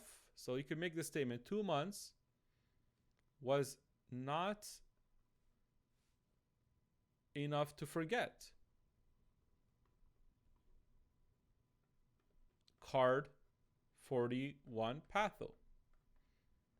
Which means, why would you forget it when you get to the exam, which is, let's say, 1.5 months away? The only reason people go back in this time and read that card is fear. And it's unjustified at this point. Right? They want to make themselves feel better by reading that card. So you have to understand this, right? You have to look at the facts. If you didn't forget it in 2 months and the exam is less than 2 months away, you could think, okay, well, that means my brain knows this card. I don't need to review it. If I happen to forget it in the exam, it's not because I don't know it. It's because I didn't maybe sleep well or I caused other problems, right? But objectively, you could cross this card out. Now, if the exam is just a little bit more than 2 months, right? You could still argue that, hey, if the first time reading it didn't, in 2 months I didn't forget it, then maybe I have more time now. Like maybe in 2+ months, I'm still not going to forget it.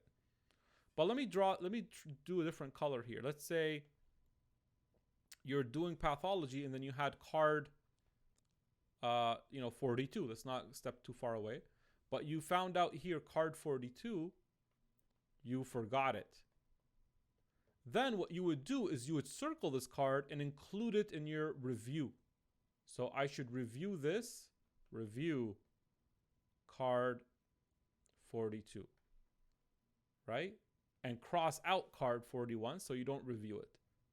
So the concept is reviewing shouldn't be reviewing everything, okay? You can't, just think about it. Reading the decks, let's say it takes 6 months, then reviewing the decks is not going to take a lot less than that, okay? Reviewing, you can't read something faster if you're reading the same thing. Like, it doesn't work that way. Maybe it's just a little bit less because you're not spending more time on reading it, but you're still wasting time on reading things that you don't need to read. Does that make sense?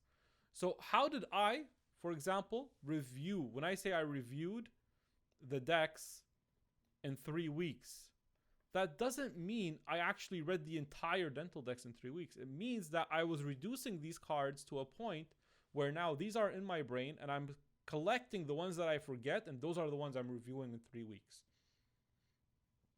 This is a very powerful tool because this is what makes your review time efficient, okay? And you want to do the same thing with release questions. It works very well with release questions. So for example, if you have question, 50 in let's say pharma, the first time you went to this question, you have A, B, C, D, you answered B, you found out it was correct. So you're correct. Awesome. So first time you were correct.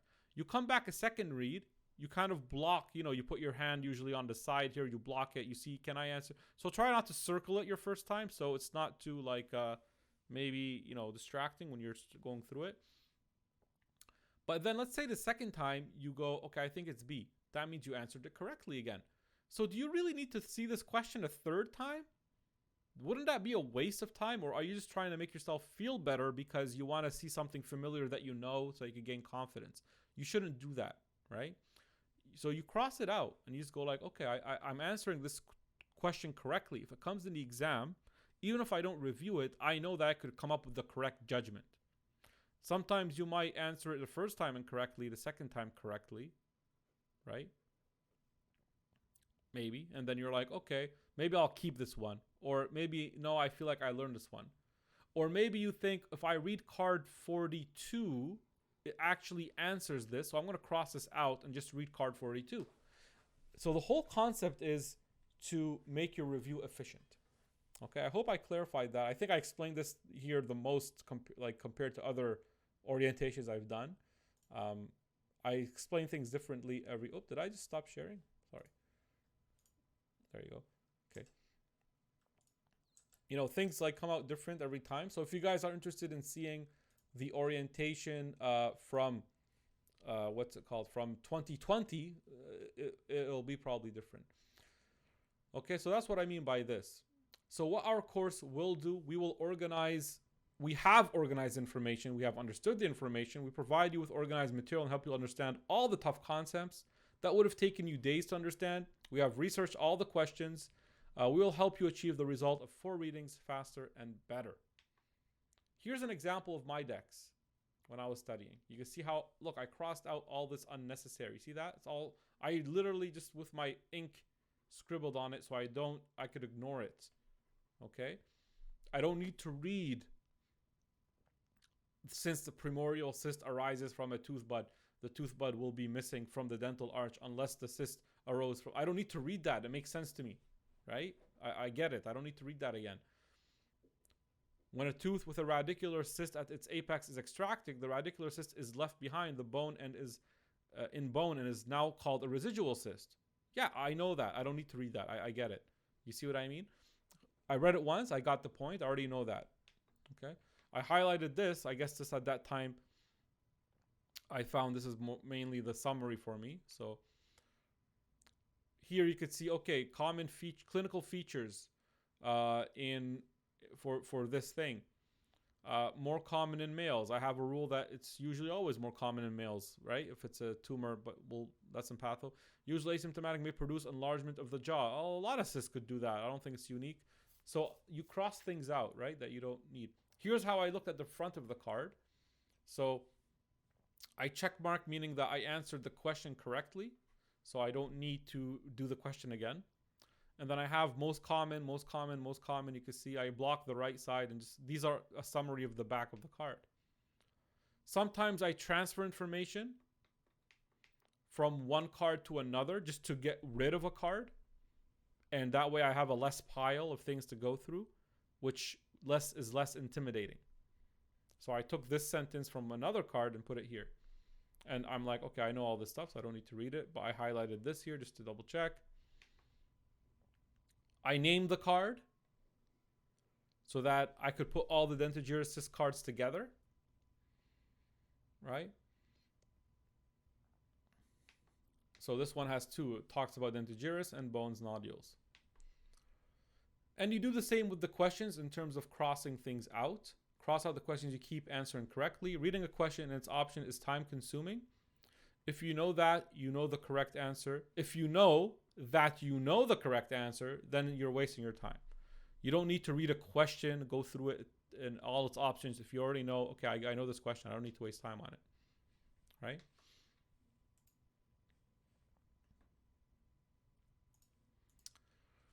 So do the same with, we talked about how to use the course. Okay, we will guide you on how to study. We create a study guide for you even. So we have a study guide detail that tells you what to do every week. Like first, watch this. Second, like solve this question, do this. Like it's a study guide that every week shows you what you do. We'll teach you as much as we can. We believe we are teaching you at a higher quality actually than your dental school and in less time. Well, you'll see, believe it or not. We are helping you understand the things your dental school skipped or ignored and the concepts you need to pass at the same time. So, you know, we all went to dental school and we know that there's gaps that were made, maybe professors that weren't supposed to be in the positions that were supposed to be. And it's just that we came out with certain gaps. I feel like this course is going to complete dentistry for you, whichever background you're from. So our teaching style accomplishes 2 goals. Passing the AFK is a priority, of course, but also I actually care about teaching you dentistry at a higher level. You'll be learning what is important for the exam and for being a dentist, both together. And we have done it in a way that they kind of support each other. They, like you'll learn what is important to being a dentist, but at the same time, it's going to be used for the exam. Guys, if you're not motivated, right? Some people might find this like, oh, I have to study. You may never get another chance to learn the things you will learn here. Just think about this. I want you to take a second and just think about that. This is your only chance to repair your foundation knowledge in dentistry. The information in this course is really important for being a dentist. Patients and doctors expect a practicing dentist here in Canada to know these things, right? You need to know pharma, physiology. You're a doctor, okay? Patients will bring you medication lists. You have to understand the classes of pharmacology. And if you do not do it properly now, and you pass the exam, let's say randomly, without a course, without learning properly, you kind of get lucky, you're never gonna have an excuse to open a pharmacology book. Does that make sense? It's hard to motivate yourself after this. Like when you go to ACJ, you're not gonna be like, oh, you know what? I need to open Lippincott and read about anticholinergics. I need to know how they work. There's no motivation anymore. This is a chance, an excuse for yourself and to actually provide for the people around you, right? Like you could say, hey, I have to do this because I have an exam, right? And this is the way that I have to build my future, right? But it's an excuse for you to actually sit and fine tune your dental knowledge. I assure you, if you pass this exam, you're never going to go back to this information, to this basics, right? But then you're going to be, it's almost like this is the point that determines your level of dentistry in the future. And it's going to be hard to change later on, because once you are practicing, you're not going to come back and take an AFK course, or you're going to go and look for always procedures, but then your level is always maxed out at that ability. Do you get my point? So enjoy this. Look at it as an opportunity, just in case, there's any lack of motivation. I find that motivating for me to know that, okay, this is my chance right now, an excuse to sit down and read. I have to, right? This is your job right now, to sit down and study. Later on, it's not a job, right? Your job becomes other things. So use that to your advantage. This is important as well. Okay. I maybe some of you have seen this. I have one on YouTube already, the green circle. And I'm going to explain this again here.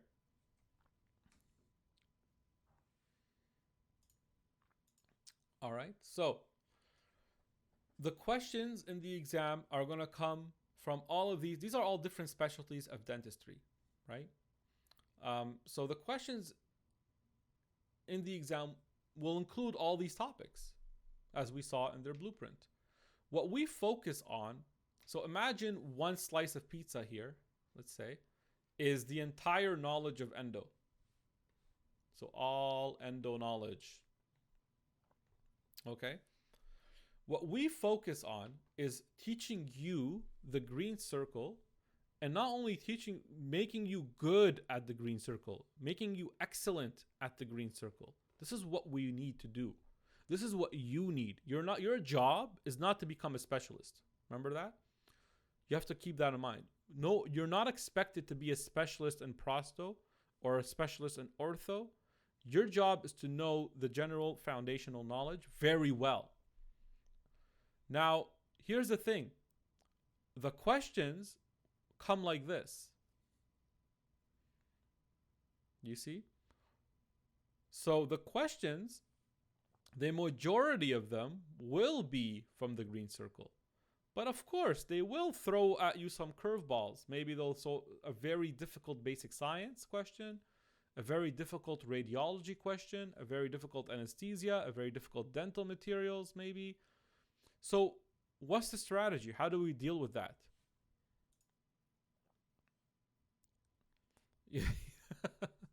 Okay, are you still with me though?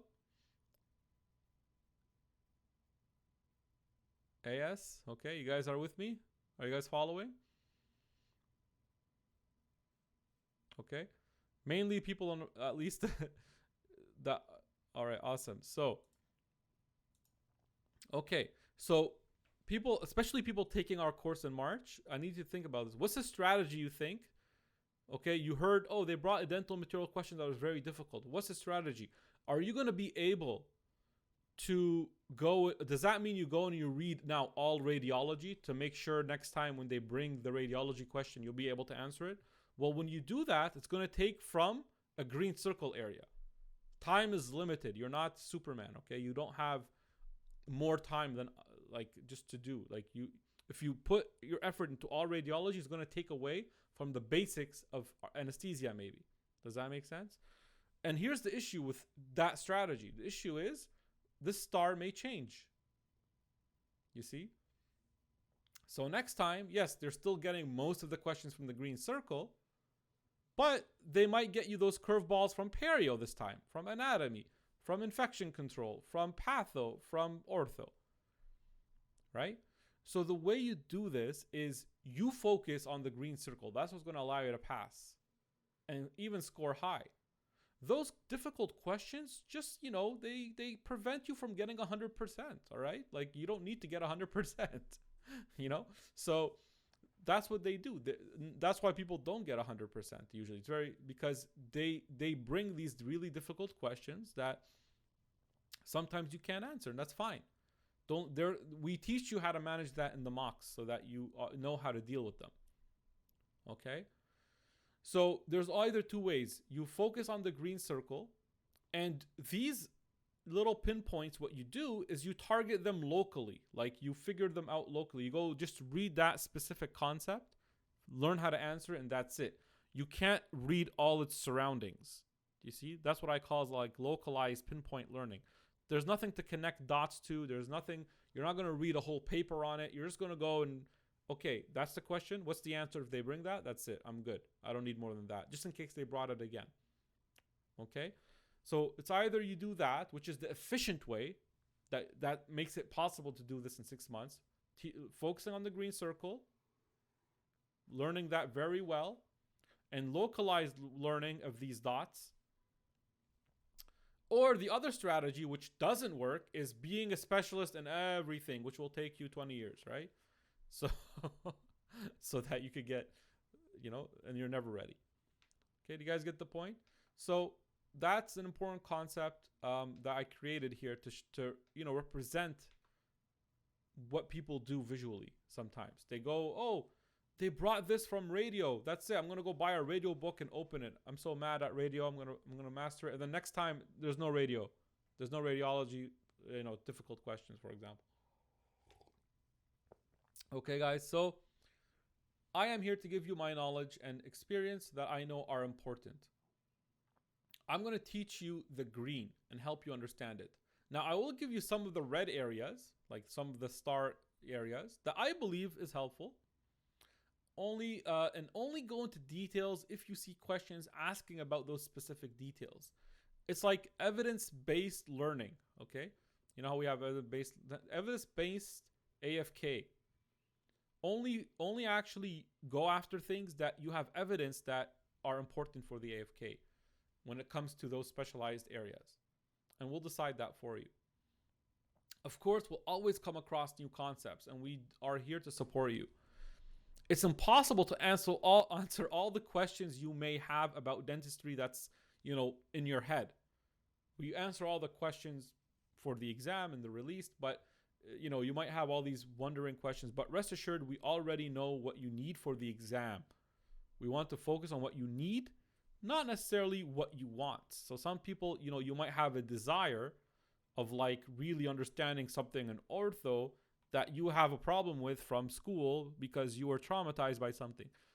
That's not what we're trying to cover. We are going to focus on what you need for dentistry and AFK. That's it. Okay? And make that very strong. Also, one of you may know more than me in a specific area or more than one specific area.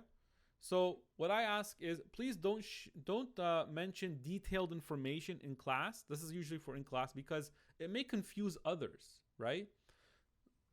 So for example, if you have detailed information about the red area that I mentioned that you want to share, you could send it to us in an email and say, hey, Dr. Hafez, do you think this is important for people to know? I know this, right? And we'll decide if it's important.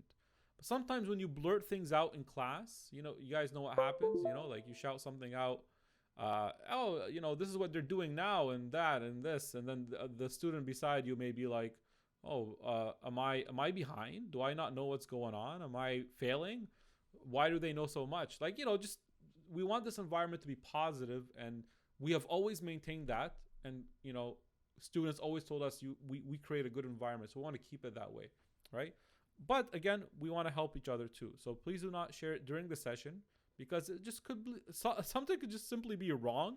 Like you might share something that's incorrect and everybody's confused, or not important enough, and it confuses everyone and makes them feel like they are not studying enough. So in short, if your additional info is not solving a controversial question or adding important knowledge for the exam, it's just simply better to ignore it for now. Because the class or the Q&A time, it's limited. We want to focus on what's mainly for the exam. And you guys are free to make your own study groups and go into details if you want. Okay. If you have anything you think we are doing incorrectly, we always say, criticize in private. Do not mention it during the session. Just send us, because it breaks the flow of the session. If you have a correction or something to challenge, we'll look at it first. You could send it privately. And we do this a lot. Like if there's a challenge, we go, okay, we'll research this. We'll go to our research team. We'll check it out. And if we find that, hey, we were wrong, we will admit that to you. We don't mind. Our priority is transparent knowledge transfer to you at the end. So we'll correct it if there's any correction to be made and inform everyone about it to know. Okay, we're all human after all, so there could be that, as long as we admit it. That's the important part. Support each other, but don't neglect yourself. Here's a little thing to understand about this exam, guys. And this may change your perspective. Again, I'm trying to get you guys in the right mindset, right? So I am the type that encourages a spread of knowledge. I'm with that. However, this exam is a competition. Does anyone know that does anyone not know it's a competition? Do you know that if you get 75%, it doesn't mean you passed? If you answer 75% of questions correct,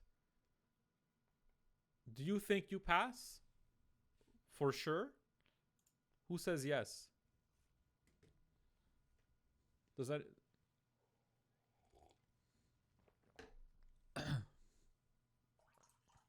You don't know, right? Why? Because if everybody else, let's say you answer 75 questions correct, but everyone else answered 80% of questions correct, guess what? You're going to fail. They're going to apply a formula that reduces the marks. Okay? And then that's the score you actually get, the one after the formula. Okay? So you might actually, if you answer 75% of questions correctly, you might see 70% in your, you might still fail. Why? Because they will apply a formula to make sure the difficulty of the exam is consistent. So you need to be the best of the batch. So it's a competition. So what I say is, of course, you want to try to support each other and be on the same team, especially people that are in the same classmates, right? So care for your classmates, help each other out. Why? Because having a positive environment and support and help will help you. So do that with the people taking the same course, your classmates, that you understand each other. Now, if you want to share it with others outside the course, that's your choice. But remember, they may not share the same with you, and they may pass and you may fail from that. And possibly you guys may confuse each other, which is worse. Just to remember now, I know it's hard to say this. We all want to be, nice people and helpful. But first you have to help yourself. Okay? You are only responsible for your success right now. You're not responsible for other people's success. You're the one that's in a pickle, that's facing a problem, that's trying to climb the mountain. You may have care for others more than what they have care for you too. So after you pass, okay, go ahead, go help others. That's fine. But right now, you're the one that needs help, okay? So focus on you getting through, and then you could later on help others, okay? Just some, colleague to colleague advice. Why do people fail? It's kind of an interesting question to just, think about, right? Because sometimes we just think people failed because they don't know enough. That's always our thing. Oh, the NDEB asked hard questions. It was unfair. That's the only reason. So is it always knowledge? Most people fail because they answer average questions wrong. Not because they answer difficult questions wrong. Okay, the difficult questions, what they do is maybe they separate the 90 from the 87, from the 85. That's it. But it's the average questions that everybody else is getting correctly and you're not that push your mark down. I don't think people fail because of the difficult questions. They fail because they missed an easy or average question. Sometimes you don't even know it. You don't even know you missed that question. That's why. Because it's easy. You're like, oh, I thought I got that. That's it. That's correct. I'm not even going to bother like thinking about it. So to not be at a disadvantage in knowledge, you have to know what others know, at least. Don't focus on learning what others don't know. Some people like this kind of, kind of standing out, maybe heroic, like I know I'm going to go to that area because that area is a little bit more unknown, and if a question comes from it, I'll be the only one that knows it. That if you're the only one that knows a question, that's not necessarily like going to prevent you from failing. It might boost your mark up if you pass, but if you answer other easy average questions incorrect, you could still fail. So you don't want to forget what everyone knows. If you take this course and study hard, knowledge is not the reason you failed. If you haven't studied it probably, then yeah, but you have to study it. So have a growth mindset that you can change, and not a fixed mindset that, you're set to a certain point. Okay? If you follow our methods and instructions, you will pass. Now, but what are other reasons that people fail? So people mess up these simple questions. I think this is my, this is what I think. You guys could think of other reasons, but I think it's these three factors: fear and stress, confidence, and expectations. These three things, I guess you could say, in a way, they all kind of lead to stress. Like you could kind of look at it that way, right? But I believe these are the three things that, other than knowledge, that could cause you to fail, even if you have the right knowledge. So fear and stress. You need the right amount of fear that keeps you afraid a bit from the exam so that you're motivated to study. I mean, that's normal. But too much will stress you out and block your clarity and judgment in the exam and even before. So how do you manage your fear? We are all dentists, so you have to start talking to yourself, figuring out tricks to play on yourself, right? We're all scholars. We want to enjoy learning the concepts our dental schools never taught properly. Look at it, as I mentioned, as an opportunity to understand really interesting stuff. Try to change your mindset on why you're doing this. Don't look at it as, I have to do this. Do it like, I need to do this to hold this torch of dentistry, to be the next generation of dentists that are qualified dentists, right? All the, high-ranked dentists, they're going to eventually move on, and you're going to be the ones that are going to be the dentists here. So you have to have that knowledge and skill. So you don't want to do it without the proper knowledge that you get taught in a course. You want that knowledge. It's not just for the exam, right? And this will become more enjoyable. You need a method to relax as well, like, take breaks, family, chill with family, long walks, like have a method to wind down. And look at life as more than just AFK and dentistry. You're attending this session, I know, but that is on its own an amazing step, because that means you're on your way, right? You're on a journey. Even if you're here in, just make it to Canada for a bit. Like, there's a lot of other things in life just than dentistry, right? So you want it to be important, but also when you're going to that tipping point of too much stress, you want to talk to yourself, it's just dentistry. It's okay. It's just one factor, right, in life. Just being here is a good thing, being in this country, right? Sometimes the fear of suffering is, this is a good quote, the fear of suffering is worse than the suffering itself. This is another thing that we teach you and we coach during the course. We try to help you get in the right mindset. I actually, one of the students told me that the fear they had of the exam, but when they went to the exam, they were like, hey, it's not that bad. Like, why do I have the fear of it? Is a lot more like you're scared. But when you're in it, you're like, oh, it's not too bad. Like, you're just in the exam. You're just solving questions. Like, it's not, this stuff, right? So try not to let that fear overwhelm you too much. And the suffering could be anything. It could be the exam itself. It could be failing, like you're afraid of failing. The fear of that is probably worse than failing. Like when you fail, you're like, okay, it's done. Sure, I'll just repeat it. You know, it's not so bad. It's not like the end of the world, but the fear of it is more scary, right? Oh my God, I'm going to fail. So just know that, and hopefully that will reduce your stress. The other thing is confidence. Again, you need the right amount of confidence.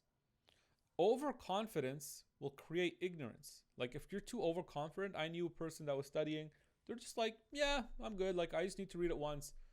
Well, then you're not, like, you have to be more worried than that a little bit. Like you can't be overconfident, but also lack of, this is the one. I think more students are lack confidence. This is the more of a problem than overconfident. I don't think many are overconfident.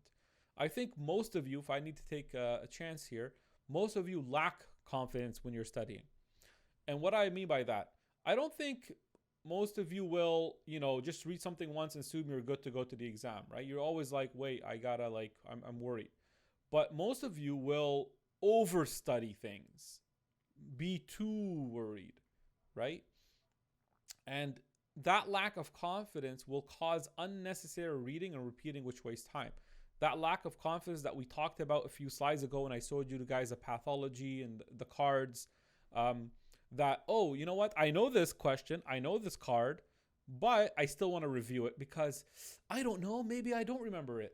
See, that is an issue. That will make you keep reading the things that you know, and it's a waste of time. And not only does that waste your time, another reason why you do that is to make yourself feel good, to read things you know. Like, oh, look, I got this. Well, what's the point? You want to read the things you don't know. That's the point, right?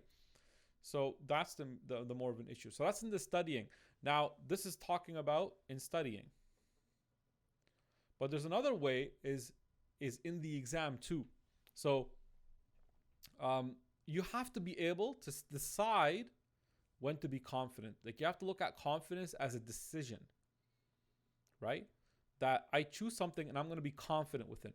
Now, that's it. I'm not going to doubt it right now, unless there's a justification. So this is we already talked about. If you read pathology this week, then after 2 months, it is this time to read pathology again. You'll find out what knowledge you remember and what you have forgotten. The things you remember, have confidence that you will remember them after 2 months again. The things you forget, have confidence that you will remember a portion of them next time at least. And don't assume or you're going to remember everything, right? Expect to forget. Don't be like overconfident. During the exam, always be confident. So when you're in the exam, there's no point of being afraid. There's no point of doubting too much. Always be confident. Assume that you have the knowledge to solve the questions. You see? Assume that. That's going to, because sometimes the questions come disguised. It's like you could say that, they're reworded. Imagine there's like a mask on the questions, right? They're reworded in a way, but the knowledge underneath is just basic knowledge. But when you read new words, you get afraid and then you go like, oh, I don't know this.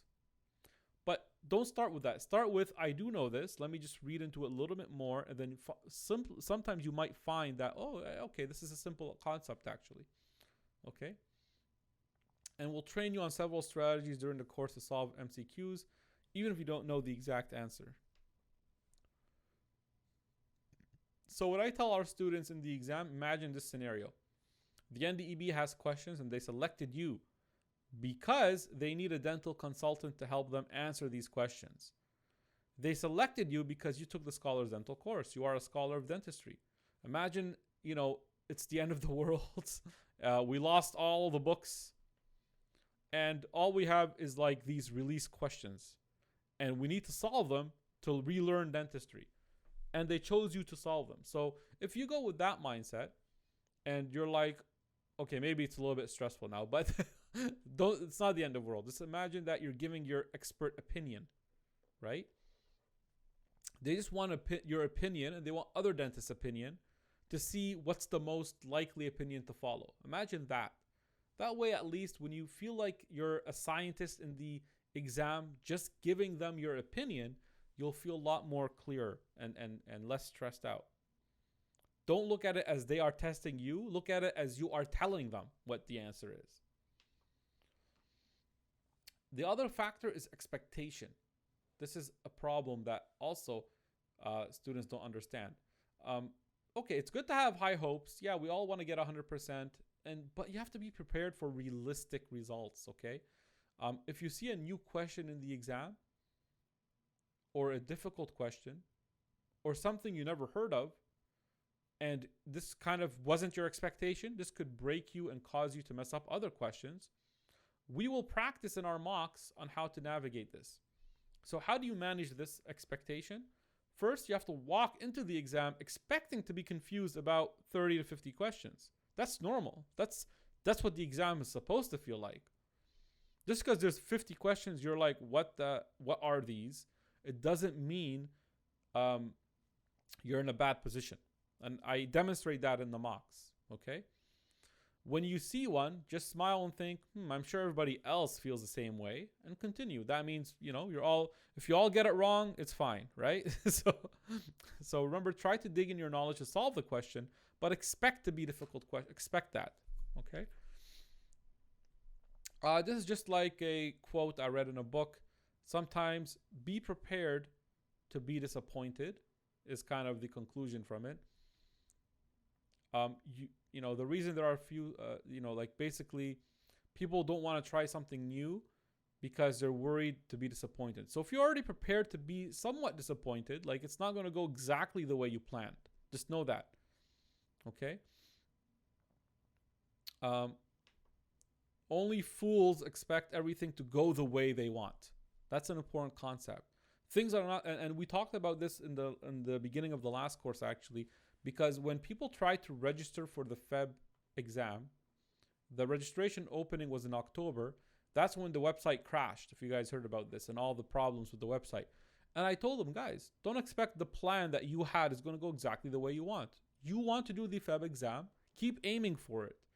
It might not work out the way you think that you're just going to get a seat in October in the city you want, but there's going to be a bumpy road, and most of them eventually got seats. You see? Not the way they want, not how they expected, maybe not in the city they really wanted, but it worked. You see? And they all took the exam. So don't let these bumpy things, depress you. That's the message, okay? Don't think everything's just going to go the way you want. That's a little bit, why do you think that's how it's going to work? Why do you think they're not going to work the way you want, right? So expect to be disappointed sometimes. It doesn't mean, you have to be passive or defeated. It's a way of mentally and emotionally preparing yourself to be ready for surprises that you may not want. By being emotionally prepared, you can be calm and dignified when things do not go your way. When you are calm, you think better. So this is a good quote too to understand how things work. Because you all took this risk to come and do this exam and do this journey, but it doesn't come without some bumpy roads, right? Or the road is not going to be as straightforward as you expected always. Other ways to manage stress and anxiety, your lifestyle, sleep, nutrition and diet, exercise and movement, mindfulness are all good things to make your lifestyle better. Think of it this way. What makes up the most of your life? What do you do every day? You sleep every day. It's like 1/3 maybe of your day. You have to eat. You do that every day. I mean, hopefully you move. We should try to move, right? That's the difference between almost like life and death. So if you get these two things right, then most of your life is right? You're doing it correctly. It's gonna help your other parts of life too, right? So perfect the things you do every day. That's a good start. Manage yourself. Now we could help you, but we can't force you to pass. You are the leader of yourself at the end. It's your story. You have to take responsibility for yourself. But we're here to be part of your success story. Okay, now we are at a point where we're going to kind of talk about the plan of the course And I'm going to show you here. I made this slide just to, actually I made it recently just because we made a lot of updates and I thought it's, it'll be good to share it with you guys. So I'm showing you here what we have in our 2022 AFK course versus what we had in 2020 to see that we're just comparing ourselves to ourselves now because we're just always advancing. And you could compare it to others. I'm not sure exactly what others have, but I could say, for example, high quality recorded lectures. I mean, we had that before, but we even have more and better ones now too. And when I mean high quality, not to say that others don't have that, but it's not just a Zoom recording.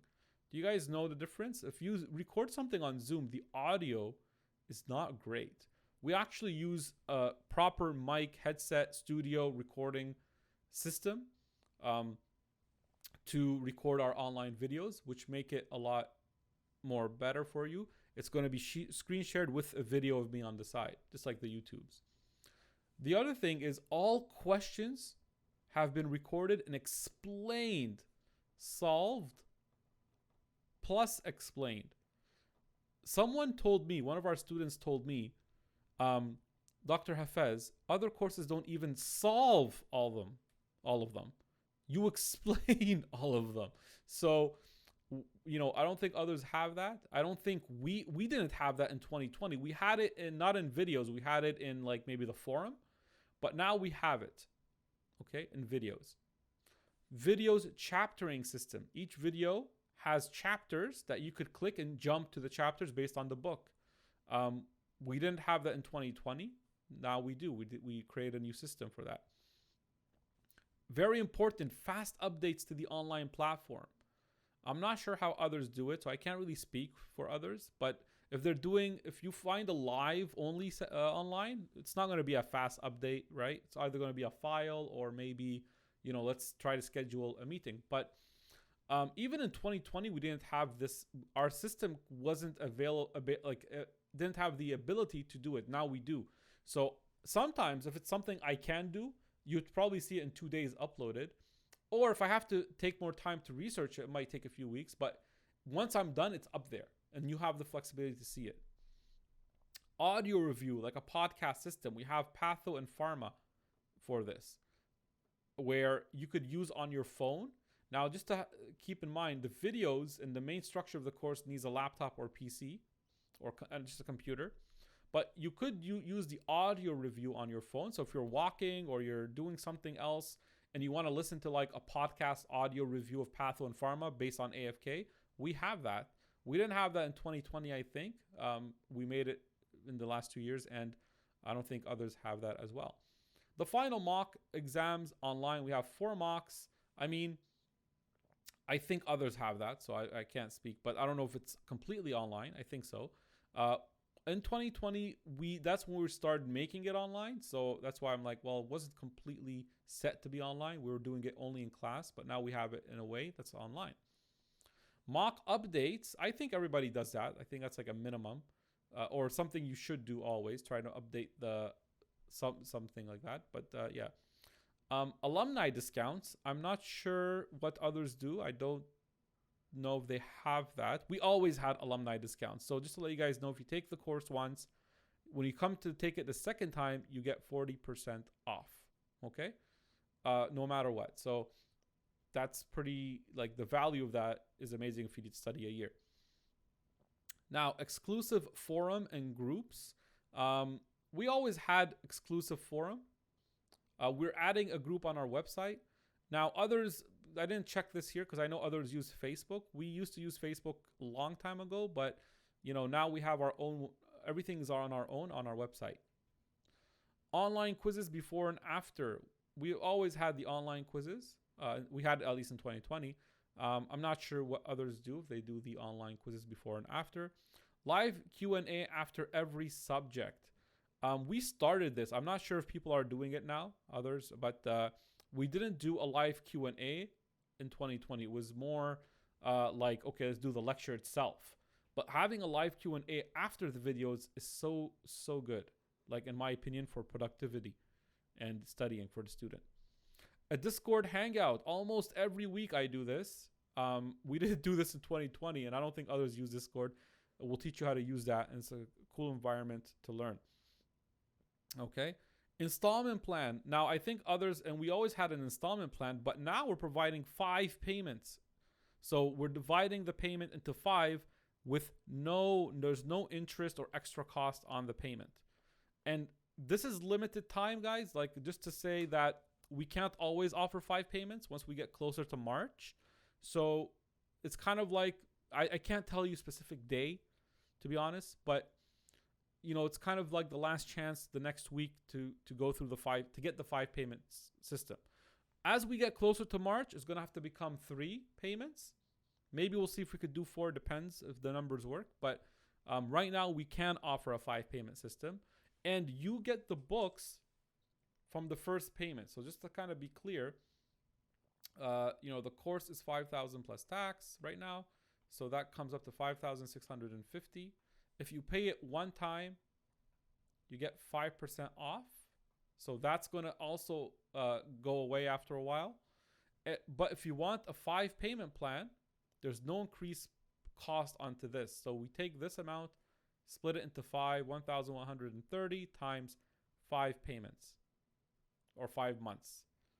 So if you do it, let's say in Feb, right, you pay the 1,130. We will print and ship the books from that payment. And then the website March will take the next 1,130, April, May, June. That's pretty much it. So our policy is that all the payments must be completed before July. That's why once we get closer to March, we don't know exactly what day, we haven't decided yet, but as we get closer, we can't do 5 payments anymore. We'll be cutting it too close to our last moment, basically. Okay, guys? So those are 2 things that, are going to go away soon, but just letting you go, we're the only ones I think that do the 5 payments actually. Now, I'm not really sure about others, but I don't know, but the 5 is, I know we didn't do 5 before, and I heard that from students that are taking it, like, oh, you're offering a good flexible payment system. Also, you could say there's a future proof, right? So what if I take this course, Dr. Hafez, but what does that mean, future proof? I called it future proof. What if you take the March course, but you're taking, and the March course is usually preparing for the August exam. So let's put exam course. And, and here you have the Feb exam 2023. And you have the September course, right? We mentioned this before, but just to, what do I mean by future proof? Well, what if I take the March course, but I don't get into the August, and then now I'm going to take the Feb course? Am I missing out on the info in here, right? And is there any updates I'm missing out on? Is it better for me to wait for September to take that course? So what I tell people is, no, start earlier is better because you could get into August. Plus, it gives you a cushion of time to work with before Feb. And if you don't get into August and you take Feb, we'll give you the 3-week free access at the end that you could come in and attend the updates. Now, we're offering this now. I can't promise this is going to be something we offer everybody for all courses in the future. But for anyone that registers in the upcoming March, we'll offer you that. But in the future, if it gets a little bit like out of control and it's difficult to manage, we might not be able to. But for now, we are able to. So that's what we mean by future proofing, right? Like that any updates that will be included, you'll have access to later on anyway. And that's for free. Right now we're not charging for that. So, but if you want the full experience, then you'll get the 40% repeat off of the repeat. If you want the mocks, there is a fee for the mocks, but the 3-week access, we could do that for now. Free shipping. So as someone was asking, I told you we'll get to it. So an early books before the course. I'm not sure if others do the early books with the payment plan. So actually, I shouldn't put an X here. It's unfair. I don't know. But we didn't do it that way before. Like we always had free shipping.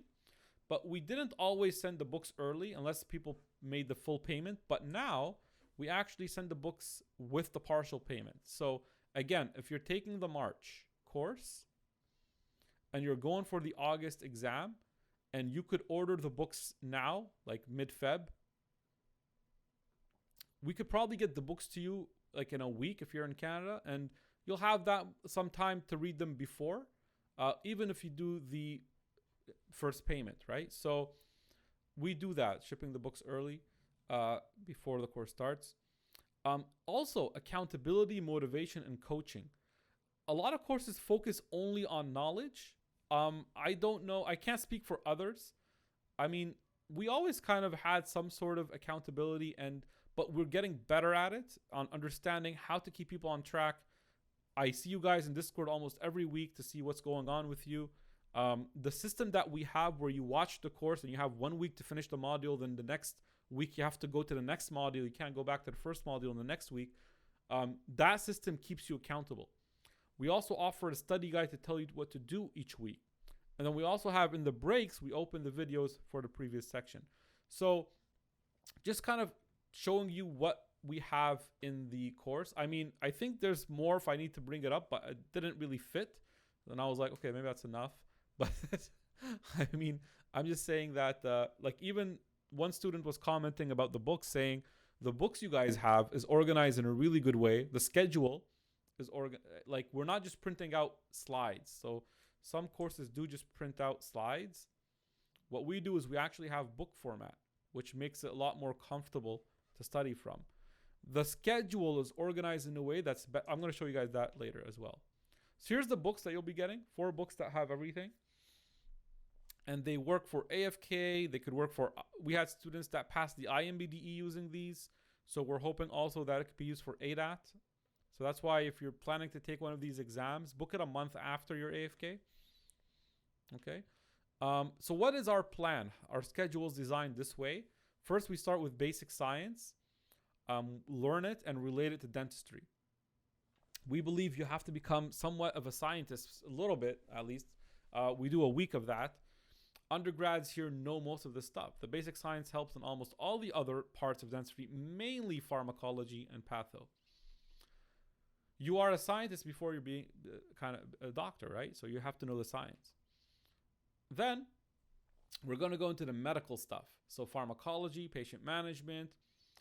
So it's important to understand physiology here. Pathology, it's important to understand histology from the basic science. Anesthesia. This will help you become the doctor, patient's expense dentist, to know about their disease and medication. And now you are a doctor before being a dentist.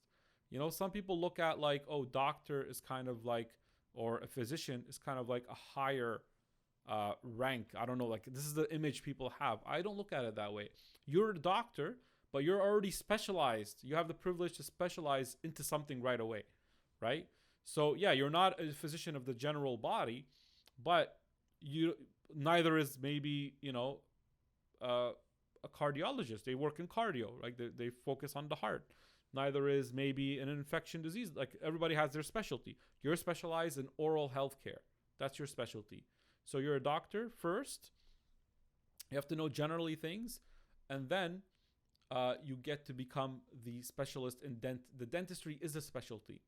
Right? The engineering stuff, dental materials, prosto, restorative, ortho. This is where you learn in this book, the engineering and the artistic part of dentistry. This will make you the dentist. I mean, this stuff also makes you the dentist, the 4th book, which is the surgical stuff. Endodontics, periodontics, implants, oral surgery, and radiology, where you learn how to diagnose problems, gums and teeth. But this makes you more like dental surgeon. So we call it then, this is finally you'll become the doctor of dental surgery. Yep, online course has all the in-class stuff. How does the online course work? Membership. All right, so this is more classroom etiquette. Now online it's a little bit different. So what I do usually is I take 2 questions from each and I keep cycling through. So let's say that's when we do it Zoom. It doesn't matter now. In case we do happen to do in class, just know that you know, maybe just raise your hand for questions and stuff. Don't talk. Don't throw answer. This doesn't happen really online, guys, so it doesn't really matter. But try not to, if we happen to have a session, try not to throw answers out there without letting people answer it themselves first. Okay.